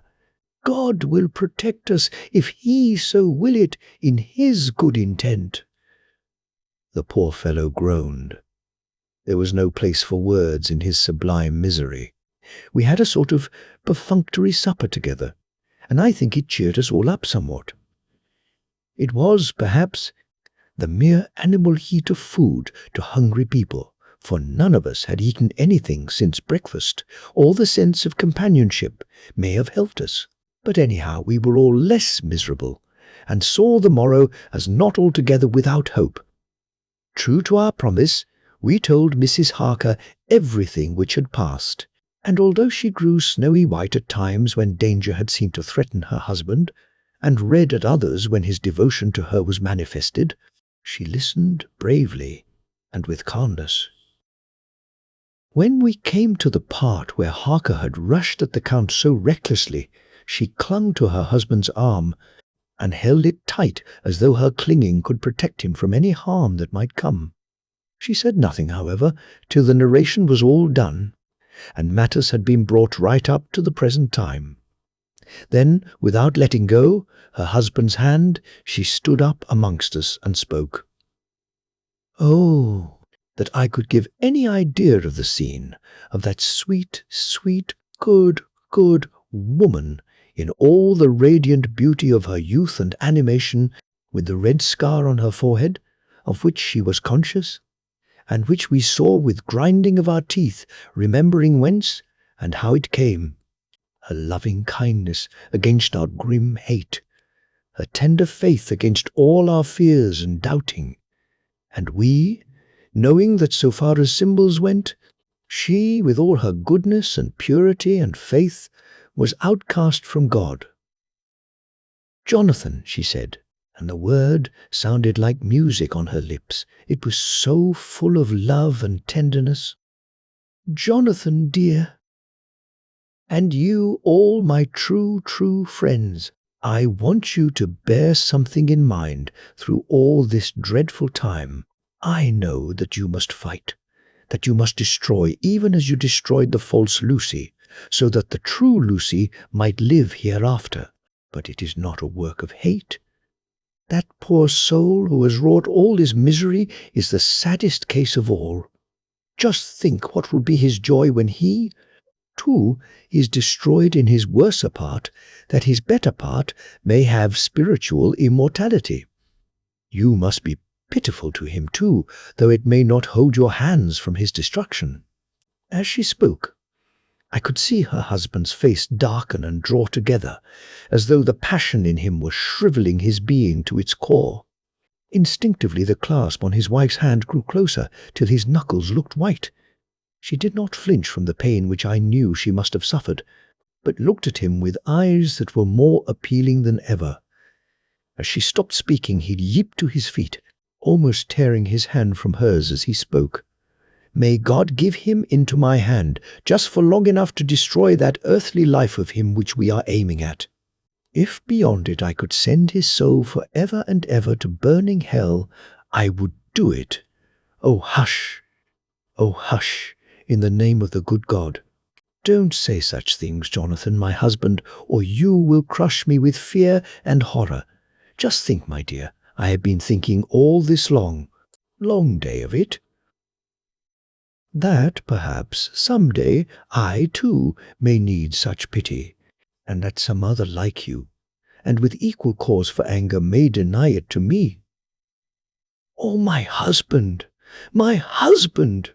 Indeed, I would have spared you such a thought had there been another way, but I pray that God may not have treasured your wild words, except as the heart-broken wail of a very loving and sorely stricken man. Oh, God, let these poor white hairs go in evidence of what he has suffered, who all his life has done no wrong, and on whom so many sorrows have come." We men were all in tears now. There was no resisting them, and we wept openly. She wept too, to see that her sweeter counsels had prevailed. Her husband flung himself on his knees beside her, and putting his arms round her, hid his face in the folds of her dress. Van Helsing beckoned to us, and we stole out of the room, leaving the two loving hearts alone with their God. Before they retired, the professor fixed up the room against any coming of the vampire, and assured Mrs. Harker that she might rest in peace. She tried to school herself to the belief, and, manifestly, for her husband's sake, tried to seem content. It was a brave struggle, and was, I think and believe, not without its reward. Van Helsing had placed at hand a bell, which either of them was to sound in case of any emergency. When they had retired, Quincy, Godalming, and I arranged that we should sit up, dividing the night between us, and watch over the safety of the poor stricken lady. The first watch falls to Quincy, so the rest of us shall be off to bed as soon as we can. Godalming has already turned in, for his is the second watch. Now that my work is done, I too shall go to bed. Jonathan Harker's Journal. 3. 4. October, close to midnight. I thought yesterday would never end. There was over me a yearning for sleep, in some sort of blind belief that to wake would be to find things changed, and that any change must now be for the better. Before we parted, we discussed what our next step was to be, but we could arrive at no result. All we knew was that one earth box remained, and that the Count alone knew where it was. If he chooses to lie hidden, he may baffle us for years. And in the meantime, the thought is too horrible, I dare not think of it even now. This I know, that if ever there was a woman who was all perfection, that one is my poor, wronged darling. I love her 1,000 times more for her sweet pity of last night, a pity that made my own hate of the monster seem despicable. Surely God will not permit the world to be the poorer by the loss of such a creature. This is hope to me. We are all drifting reefwards now, and faith is our only anchor. Thank God! Mina is sleeping, and sleeping without dreams. I fear what her dreams might be like, with such terrible memories to ground them in. She has not been so calm, within my seeing, since the sunset. Then, for a while, there came over her face a repose, which was like spring after the blasts of March. I thought at the time that it was the softness of the red sunset on her face, but somehow now I think it has a deeper meaning. I am not sleepy myself, though I am weary, weary to death. However, I must try to sleep, for there is tomorrow to think of, and there is no rest for me until... Later, I must have fallen asleep, for I was awaked by Mina, who was sitting up in bed with a startled look on her face. I could see easily, for we did not leave the room in darkness. She had placed a warning hand over my mouth, and now she whispered in my ear, "Hush! There is someone in the corridor." I got up softly, and crossing the room, gently opened the door. Just outside, stretched on a mattress, lay Mr. Morris, wide awake. He raised a warning hand for silence as he whispered to me, "Hush, go back to bed, it is all right. One of us will be here all night. We don't mean to take any chances." His look and gesture forbade discussion, so I came back and told Mina. She sighed, and positively a shadow of a smile stole over her poor pale face as she put her arms round me and said softly, "Oh, thank God for good, brave men." With a sigh, she sank back again to sleep. I write this now as I am not sleepy, though I must try again. 4 October, morning. Once again during the night, I was wakened by Mina. This time we had all had a good sleep, for the grey of the coming dawn was making the windows into sharp oblongs, and the gas flame was like a speck rather than a disk of light. She said to me hurriedly, "Go, call the professor. I want to see him at once." "Why?" I asked. "I have an idea. I suppose it must have come in the night, and matured without my knowing it. He must hypnotize me before the dawn, and then I shall be able to speak. Go quick, dearest. The time is getting close." I went to the door. Dr. Seward was resting on the mattress, and, seeing me, he sprang to his feet. "Is anything wrong?" he asked in alarm. "No," I replied, "but Mina wants to see Dr. Van Helsing at once."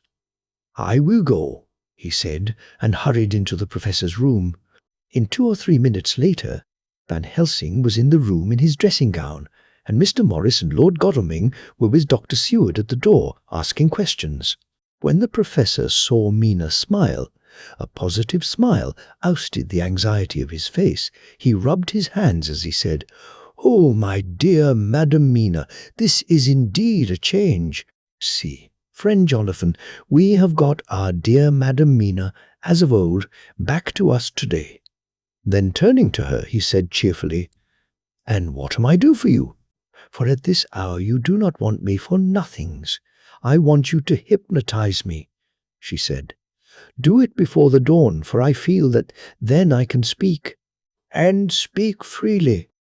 Be quick, for the time is short." Without a word, he motioned her to sit up in bed. Looking fixedly at her, He commenced to make passes in front of her, from over the top of her head downward, with each hand in turn. Mina gazed at him fixedly for a few minutes, during which my own heart beat like a trip-hammer, for I felt that some crisis was at hand. Gradually her eyes closed, and she sat, stock still. Only by the gentle heaving of her bosom could one know that she was alive. The professor made a few more passes, and then stopped, and I could see that his forehead was covered with great beads of perspiration. Mina opened her eyes, but she did not seem the same woman. There was a faraway look in her eyes, and her voice had a sad dreaminess which was new to me. Raising his hand to impose silence, the professor motioned to me to bring the others in. They came on tiptoe, closing the door behind them, and stood at the foot of the bed, looking on. Mina appeared not to see them. The stillness was broken by Van Helsing's voice, speaking in a low, level tone which would not break the current of her thoughts. "Where are you?" The answer came in a neutral way. "I do not know. Sleep has no place it can call its own." For several minutes there was silence. Mina sat rigid, and the professor stood staring at her fixedly. The rest of us hardly dared to breathe. The room was growing lighter, without taking his eyes from Mina's face. Dr. Van Helsing motioned me to pull up the blind. I did so, and the day seemed just upon us. A red streak shot up, and a rosy light seemed to diffuse itself through the room. On the instant the professor spoke again. "Where are you now?" The answer came dreamily, but with intention. It were as though she were interpreting something. I have heard her use the same tone when reading her shorthand notes. I do not know. It is all strange to me. "What do you see?" "I can see nothing. It is all dark." "What do you hear?" I could detect the strain in the professor's patient voice. "The lapping of water. It is gurgling by, and little waves leap. I can hear them on the outside." "Then you are on a ship?" We all looked at each other, trying to glean something each from the other. We were afraid to think. The answer came quick. "Oh, yes. What else do you hear?" "The sound of men stamping overhead as they run about. There is the creaking of a chain, and the loud tinkle as the check of the capstan falls into the ratchet." "What are you doing?" "I am still. Oh, so still. It is like death." The voice faded away into a deep breath as of one sleeping, and the open eyes closed again. By this time the sun had risen, and we were all in the full light of day. Dr. Van Helsing placed his hands on Mina's shoulders and laid her head down softly on her pillow. She lay like a sleeping child for a few moments, and then, with a long sigh, awoke and stared in wonder to see us all around her. "Have I been talking in my sleep?" was all she said. She seemed, however, to know the situation without telling, though she was eager to know what she had told. The professor repeated the conversation, and she said, "Then there is not a moment to lose. It may not be yet too late." Mr. Still. Morris and Lord Godalming started for the door, but the professor's calm voice called them back. "Stay, my friends." That ship, wherever it was weighing anchor whilst she spoke. "There are many ships weighing anchor at the moment in your so great port of London. Which of them is it that you seek? God be thanked that we have once again a clue, though whither it may lead us we know not. We have been blind somewhat, blind after the manner of men, since when we can look back we see what we might have seen looking forward, if we had been able to see what we might have seen." Alas, but that sentence is a puddle, is it not? We can know now what was in the Count's mind when he seized that money, though Jonathan's so fierce knife put him in the danger that even he dread. He meant escape. Hear me, escape! He saw that with but one earth box left, and a pack of men following like dogs after a fox, this London was no place for him. He have take his last earth box on board a ship. and he leave the land. He think to escape, but no, we follow him. Tally-ho, as friend Arthur would say when he put on his red frock. Our old fox is wily. Oh, so wily, and we must follow with wile. I too am wily, and I think his mind in a little while. In meantime we may rest and in peace, for there are waters between us which he do not want to pass, and which he could not if he would, unless the ship were to touch the land, and then only at full or slack tide. See, and the sun is just rose, and all day to sunset is to us. Let us take bath and dress, and have breakfast which we all need, and which we can eat comfortably, since he be not in the same land with us." Mina looked at him appealingly as she asked, "But why need we seek him further, when he is gone away from us?" He took her hand and patted it as he replied, "Ask me nothings as yet. When we have breakfast, then I answer all questions." He would say no more, and we separated to dress. After breakfast, Mina repeated her question. He looked at her gravely for a minute, and then said sorrowfully, "Because, my dear Madam Mina, now more than ever must we find him, even if we have to follow him to the jaws of hell." She grew paler. She asked faintly, "Why?" "Because," he answered solemnly, "he can live for centuries, and you are but mortal woman. Time is now to be dreaded, since once he put that mark upon your throat." I was just in time to catch her as she fell forward in a faint. Chapter 6 Fawn. Dr. Seward's phonograph. Diary, spoken by Van Helsing this, to Jonathan Harker. "You are to stay with your dear Madam Mina. We shall go to make our search, if I can call it so, for it is not search but knowing, and we seek confirmation only. But do you stay and take care of her today. This is your best and most holiest office. This day nothing can find him here. Let me tell you that, so you will know what we four know already, for I have tell them. He, our enemy, have gone away. He have gone back to his castle in Transylvania. I know it so well, as if a great hand of fire wrote it on the wall. He have prepared for this in some way, and that last earth box was ready to ship somewheres. For this he took the money, for this he hurry at the last, lest we catch him before the sun go down. It was his last hope, save that he might hide in the tomb, that he think poor Miss Lucy, being, as he thought like him, keep open to him. But there was not of time. When that fail, he makes straight for his last resource, his last earth work. I might say, did I wish double entente. He is clever, oh so clever.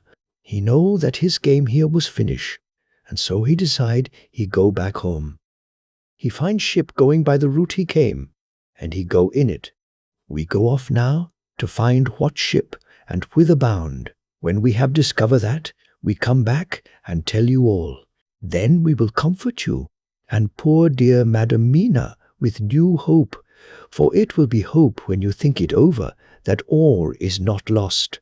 This very creature that we pursue, he take hundreds of years to get so far as London, and yet in one day, when we know of the disposal of him, we drive him out.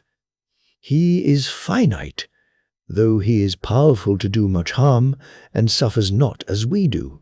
But we are strong, each in our purpose, and we are all more strong together.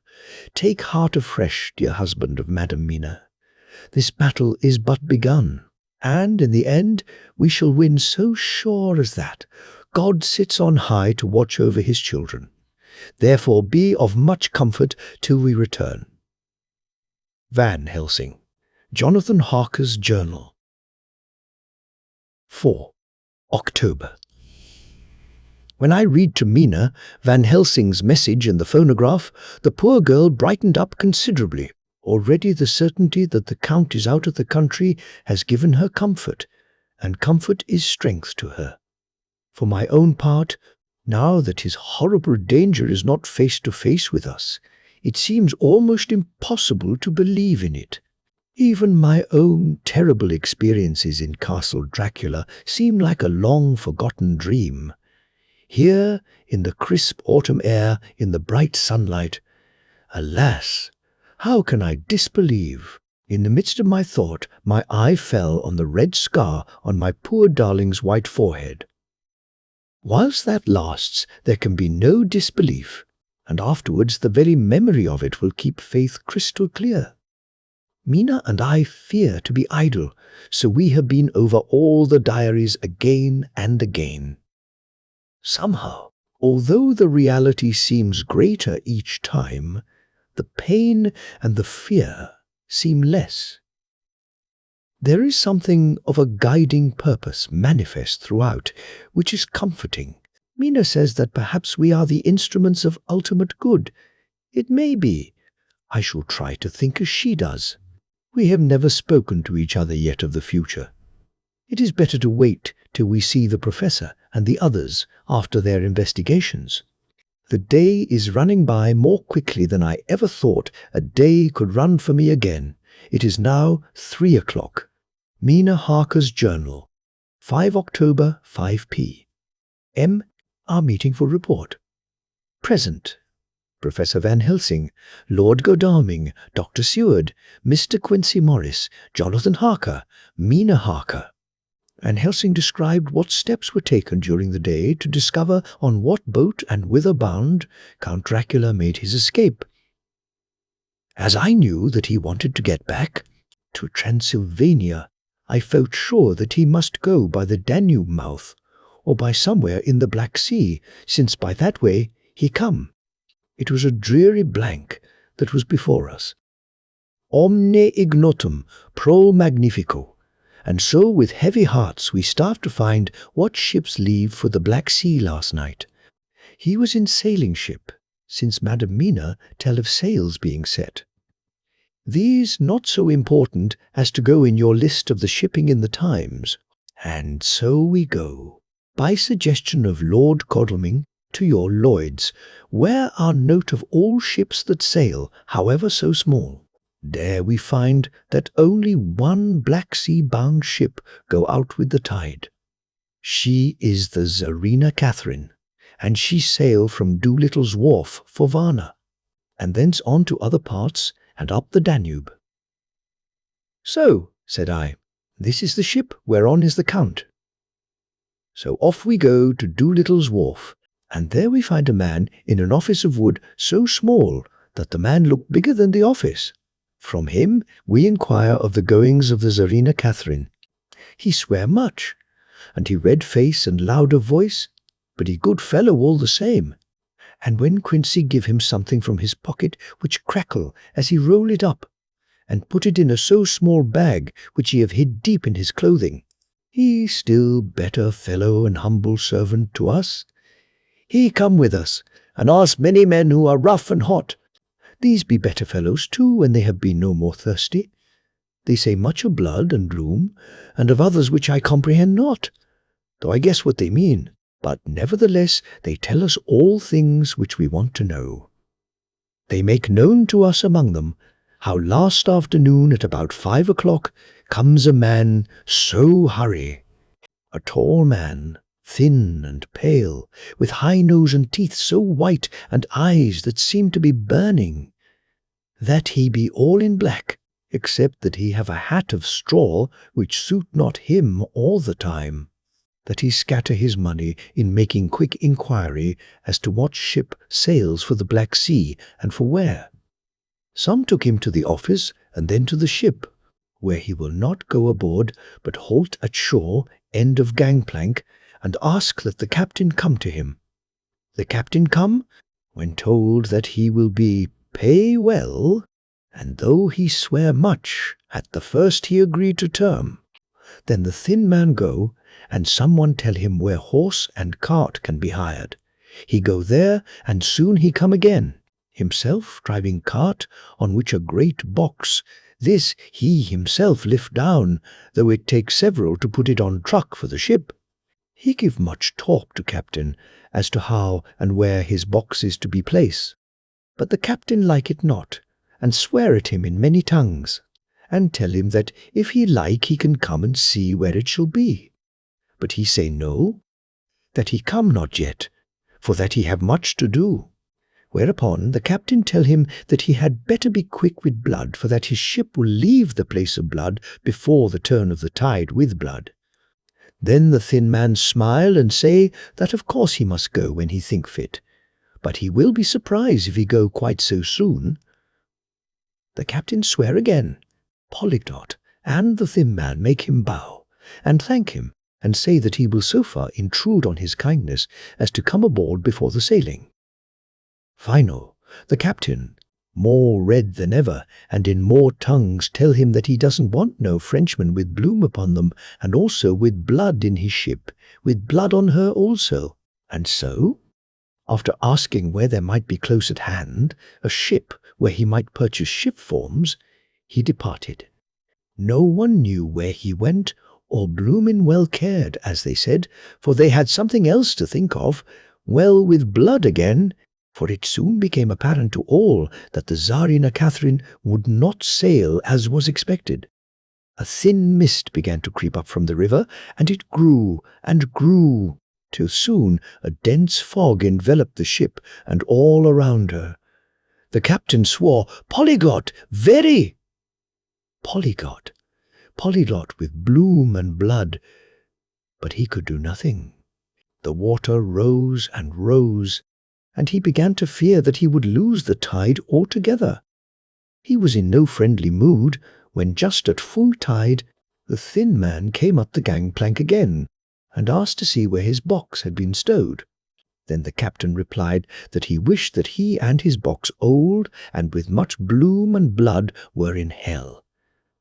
But the thin man did not be offended, and went down with the mate and saw where it was placed, and came up and stood a while on deck in fog. He must have come off by himself, for none notice him.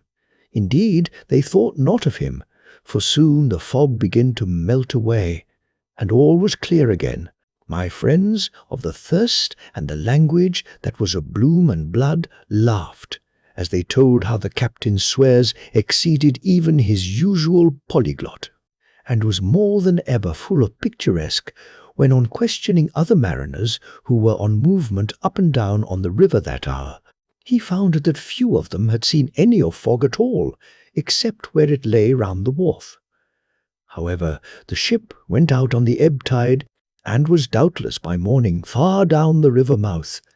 She was by then, when they told us, well out to sea. And so, my dear Madam Mina, it is that we have to rest for a time, for our enemy is on the sea, with the fog at his command, on his way to the Danube mouth. To sail a ship takes time, go, she never so quick, and when we start, we go on land more quick, and we meet him there. Our best hope is to come on him when in the box between sunrise and sunset, for then he can make no struggle, and we may deal with him as we should. There are days for us in which we can make ready our plan. We know all about where he go, for we have seen the owner of the ship, who have shown us invoices and all papers that can be. The box we seek is to be landed in Varna, and to be given to an agent, one Ristix, who will there present his credentials, and so our merchant friend will have done his part. When he asks if there be any wrong, for that so, he can telegraph, and have inquiry made at Varna, we say no, for what is to be done is not for police or of the customs. It must be done by us alone, and in our own way. When Dr. Van Helsing had done speaking, I asked him if he was certain that the Count had remained on board the ship. He replied, "We have the best proof of that, your own evidence, when in the hypnotic trance this morning." I asked him again if it were really necessary that they should pursue the Count, for I dread Jonathan leaving me, and I know that he would surely go if the others went. He answered in growing passion, at first quietly, As he went on, however, he grew more angry and more forceful, till in the end we could not but see wherein was at least some of that personal dominance which made him so long a master amongst men. Yes, it is necessary, for your sake in the first, and then for the sake of humanity. This monster has done much harm already, in the narrow scope where he finds himself, and in the short time when as yet he was only as a body, groping his so small measure in darkness and not knowing. All this have I told these others.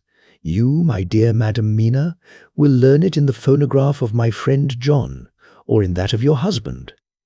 I have told them how the measure of leaving his own barren land, barren of peoples, and coming to a new land where life of man teems till they are like thee. Multitude of standing corn was the work of centuries. Were another of the undead, like him, to try to do what he has done, perhaps not all the centuries of the world that have been, or that will be, could aid him. With this one, all the forces of nature that are occult and deep and strong must have worked together in some wondrous way. The very place where he had been alive, undead for all these centuries, is full of strangeness of the geologic and chemical world. There are deep caverns and fissures that reach none know whither. There have been volcanoes, some of whose openings still send out waters of strange properties, and gases that kill or make to vivify. Doubtless, there is something magnetic or electric in some of these combinations of occult forces which work for physical life in strange way, and in himself were from the first some great qualities.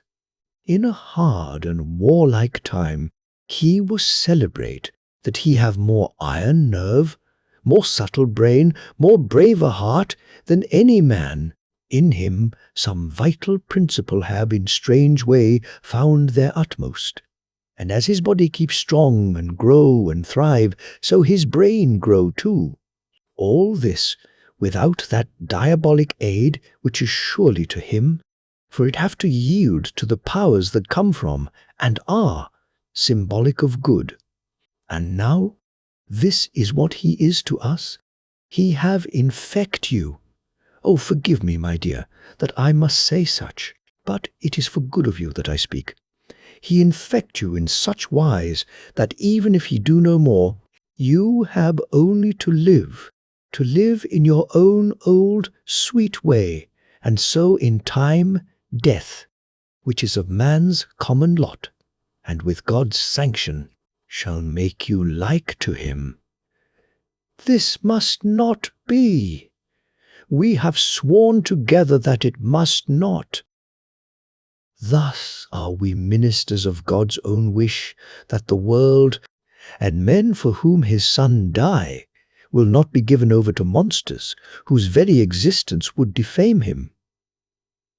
He have allowed us to redeem one soul already, and we go out as the old knights of the cross to redeem more.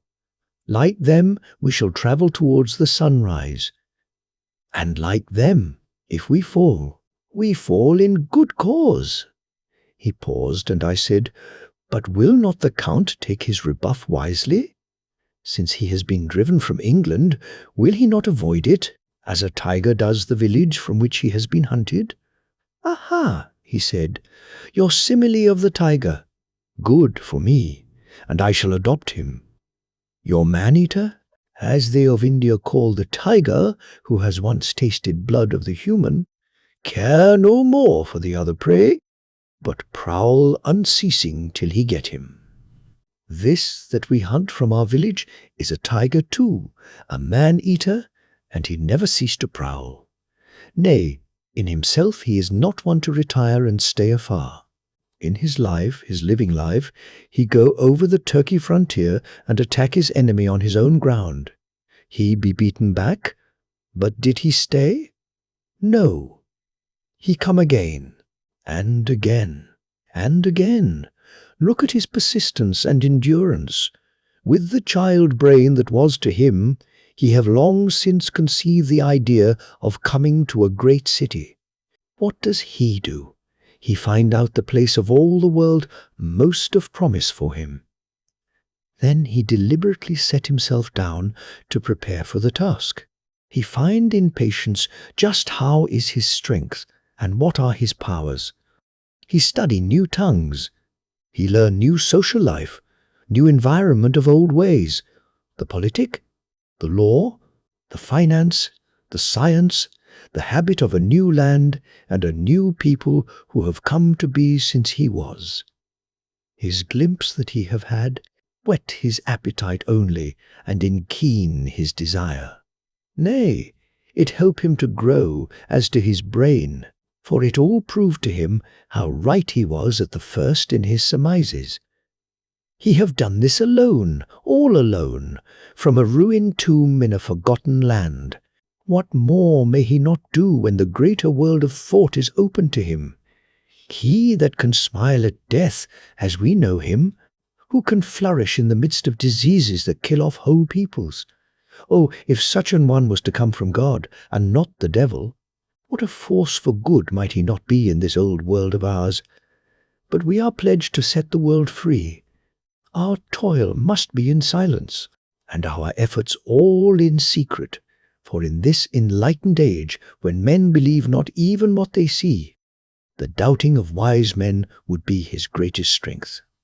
It would be at once his sheath and his armor, and his weapons to destroy us, his enemies, who are willing to peril even our own souls for the safety of one we love, for the good of mankind, and for the honor and glory of God. After a general discussion, it was determined that for tonight nothing be definitely settled, that we should all sleep on the facts and try to think out the proper conclusions. Tomorrow at breakfast we are to meet again, and, after making our conclusions known to one another, we shall decide on some definite course of action. I feel a wonderful peace and rest tonight. It is as if some haunting presence were removed from me. Perhaps my surmise was not finished, could not be, for I caught sight in the mirror of the red mark upon my forehead, and I knew that I was still unclean. Dr. Seward's Diary, 5 October. We all rose early, and I think that sleep did much for each and all of us. When we met at early breakfast, there was more general cheerfulness than any of us had ever expected to experience again. It is really wonderful how much resilience there is in human nature. Let any obstructing cause, no matter what, be removed in any way, even by death, and we fly back to first principles of hope and enjoyment.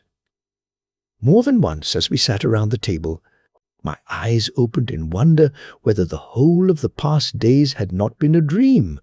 It was only when I caught sight of the red blotch on Mrs. Harker's forehead that I was brought back to reality. Even now, when I am gravely revolving the matter, it is almost impossible to realize that the cause of all our trouble is still existent. Even Mrs. Harker seems to lose sight of her trouble for whole spells. It is only now and again, when something recalls it to her mind, that she thinks of her terrible scar.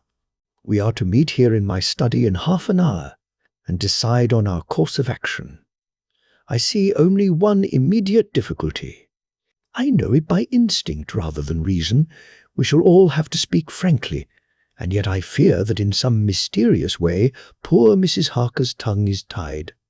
I know that she forms conclusions of her own, and from all that has been I can guess how brilliant and how true they must be, but she will not, or cannot, give them utterance. I have mentioned this to Van Helsing, and he and I are to talk it over when we are alone. I suppose it is some of that horrid poison which has got into her veins beginning to work. The Count had his own purposes when he gave her what Van Helsing called the vampire's baptism of blood. Well, there may be a poison that distills itself out of good things. In an age when the existence of Tremaines is a mystery, we should not wonder at anything. One thing I know, that if my instinct be true regarding poor Mrs. Harker's silences, Then there is a terrible difficulty, an unknown danger in the work before us. The same power that compels her silence may compel her speech. I dare not think further, for so I should in my thoughts dishonor a noble woman. Van Helsing is coming to my study a little before the others. I shall try to open the subject with him later. When the professor came in, we talked over the state of things. I could see that he had something on his mind which he wanted to say, but felt some hesitancy about broaching the subject. After beating about the bush a little, he said suddenly, "Friend John, there is something that you and I must talk of alone, just at the first at any rate. Later, we may have to take the others into our confidence." Then he stopped, so I waited. He went on. "Madam Mina, our poor, dear Madam Mina is changing." A cold shiver ran through me to find my worst fears thus endorsed. Van Helsing continued, "With the sad experience of Miss Lucy, we must this time be warned before things go too far. Our task is now in reality more difficult than ever, and this new trouble makes every hour of the direst importance. I can see the characteristics of the vampire coming in her face. It is now but very, very slight, but it is to be seen if we have eyes to notice without to prejudge. Her teeth are some sharper, and at times her eyes are more hard. But these are not all. There is to her the silence now, often, as so it was with Miss Lucy." She did not speak, even when she wrote that which she wished to be known later. Now my fear is this. If it be that she can, by our hypnotic trance, tell what the Count see and hear, is it not more true that he who have hypnotize her first, and who have drink of her very blood, and make her drink of his, should, if he will, compel her mind to disclose to him that which she know? I nodded acquiescence. He went on. "Then, what we must do is to prevent this. We must keep her ignorant of our intent, and so she cannot tell what she know not. This is a painful task. Oh, so painful that it heart-break me to think of, but it must be. When today we meet, I must tell her that for reason which we will not to speak, she must not more be of our counsel, but be simply guarded by us."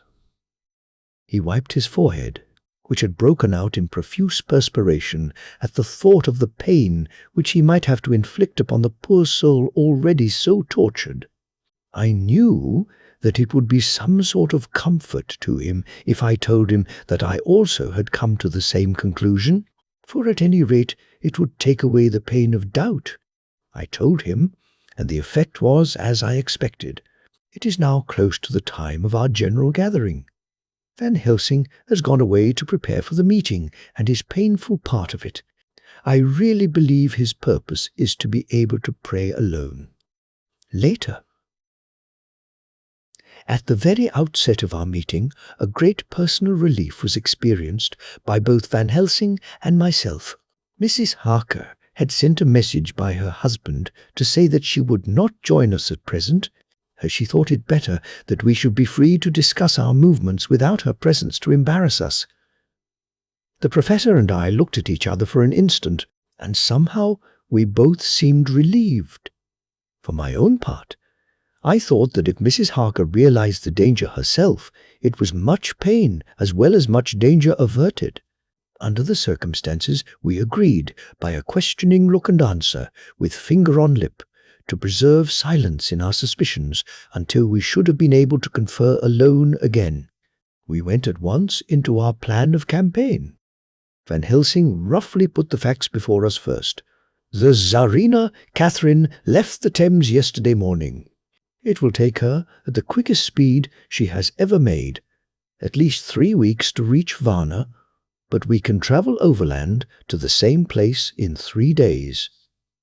Now, if we allow for 2 days less for the ship's voyage, owing to such weather influences as we know that the Count can bring to bear, And if we allow a whole day and night for any delays which may occur to us, then we have a margin of nearly 2 weeks. Thus, in order to be quite safe, we must leave here on 17th at latest. Then we shall at any rate be in Varna a day before the ship arrives, and able to make such preparations as may be necessary. Of course we shall all go armed against evil things, spiritual as well as physical. Here Quincey Morris added, I understand that the Count comes from a wolf country, and it may be that he shall get there before us. I propose that we add Winchesters to our armament. I have a kind of belief in a Winchester when there is any trouble of that sort around. Do you remember, Art, when we had the pack after us at Tobolsk? What wouldn't we have given then for a repeater apiece? Good, said Van Helsing. Winchesters it shall be. Quincey's head is level at all times, but most so when there is to hunt. Metaphor be more dishonour to science than wolves be of danger to man. In the meantime, we can do nothing here. And as I think that Varna is not familiar to any of us, why not go there more soon? It is as long to wait here as there. Tonight and tomorrow we can get ready, and then, if all be well, we 4 can set out on our journey. We 4? Said Harker interrogatively, looking from one to another of us. Of course, answered the professor quickly. You must remain to take care of your so sweet wife. Harker was silent for a while, and then said in a hollow voice, Let us talk of that part a bit in the morning. I want to consult with Mina. I thought that now was the time for Van Helsing to warn him not to disclose our plans to her, but he took no notice. I looked at him significantly and coughed. For answer, he put his finger on his lips and turned away. Jonathan Harker's Journal. 5 October afternoon. For some time after our meeting this morning, I could not think. The new phases of things leave my mind in a state of wonder which allows no room for active thought. Mina's determination not to take any part in the discussion set me thinking, and as I could not argue the matter with her, I could only guess. I am as far as ever from a solution now. The way the others received it, too, puzzled me. The last time we talked of the subject, we agreed that there was to be no more concealment of anything amongst us. Mina is sleeping now, calmly and sweetly, like a little child. Her lips are curved and her face beams with happiness. Thank God there are such moments still for her. Later. How strange it all is. I sat watching Mina's happy sleep, and came as near to being happy myself as I suppose I shall ever be. As the evening drew on, and the earth took its shadows from the sun sinking lower, the silence of the room grew more and more solemn to me. All at once, Mina opened her eyes, and looking at me tenderly said, Jonathan, I want you to promise me something on your word of honour. A promise made to me, but made hollowly in God's hearing, and not to be broken though I should go down on my knees and implore you with bitter tears. Quick, you must make it to me at once. Mina, I said, a promise like that I cannot make at once. I may have no right to make it. But, dear one, she said, with such spiritual intensity that her eyes were like pole stars, it is I who wish it, and it is not for myself. You can ask Dr.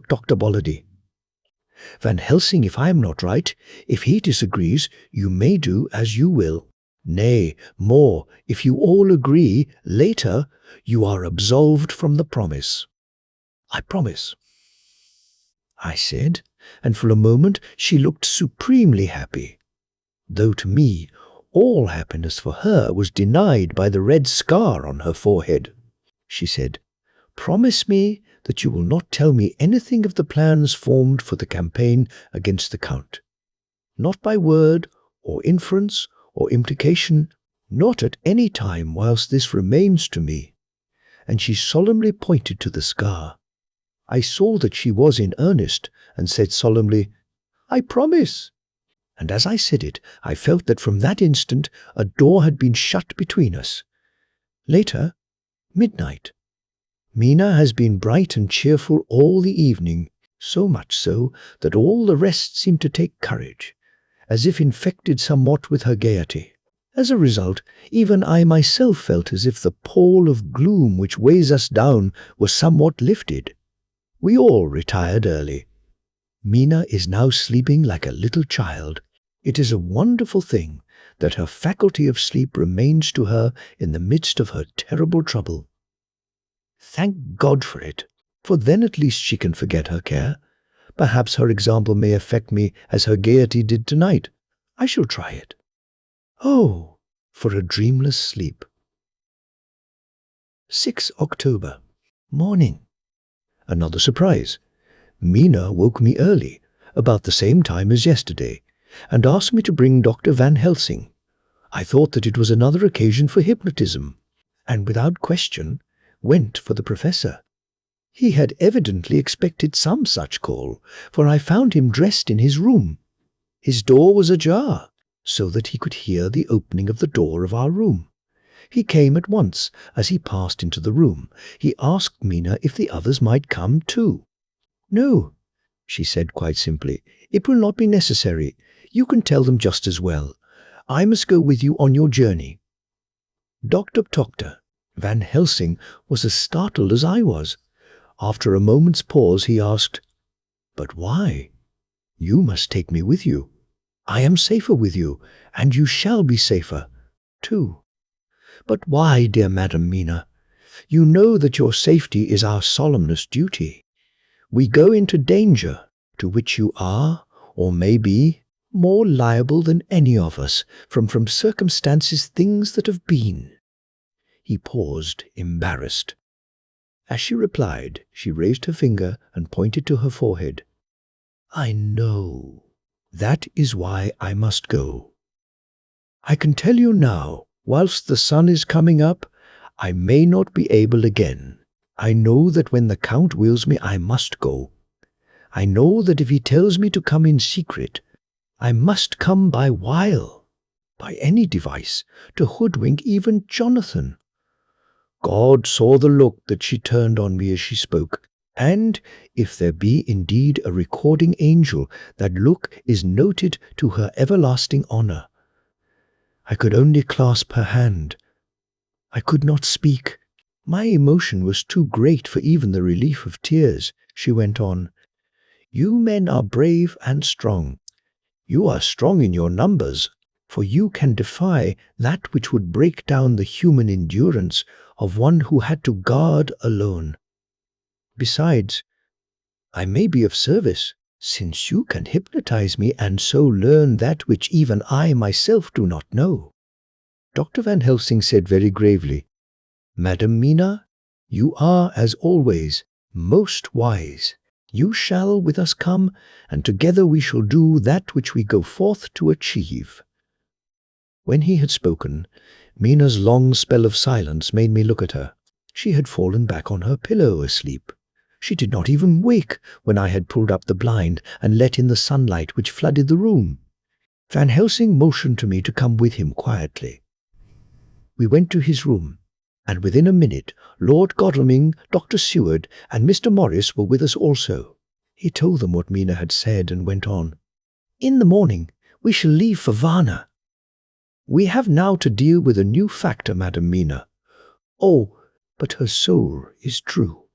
It is to her an agony to tell us so much as she has done. But it is most right, and we are warned in time. There must be no chance lost, and in Varna we must be ready to act the instant when that ship arrives." "What shall we do exactly?" asked Mr. Morris laconically. The professor paused before replying. "We shall at the first board that ship. Then, when we have identified the box, we shall place a branch of the wild rose on it. This we shall fasten, for when it is there none can emerge. So at least says the superstition. And to superstition must we trust at the first, It was man's faith in the early, and it hath its root in faith still.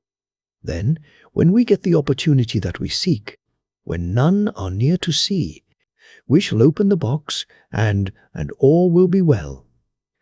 "I shall not wait for any opportunity," said Morris.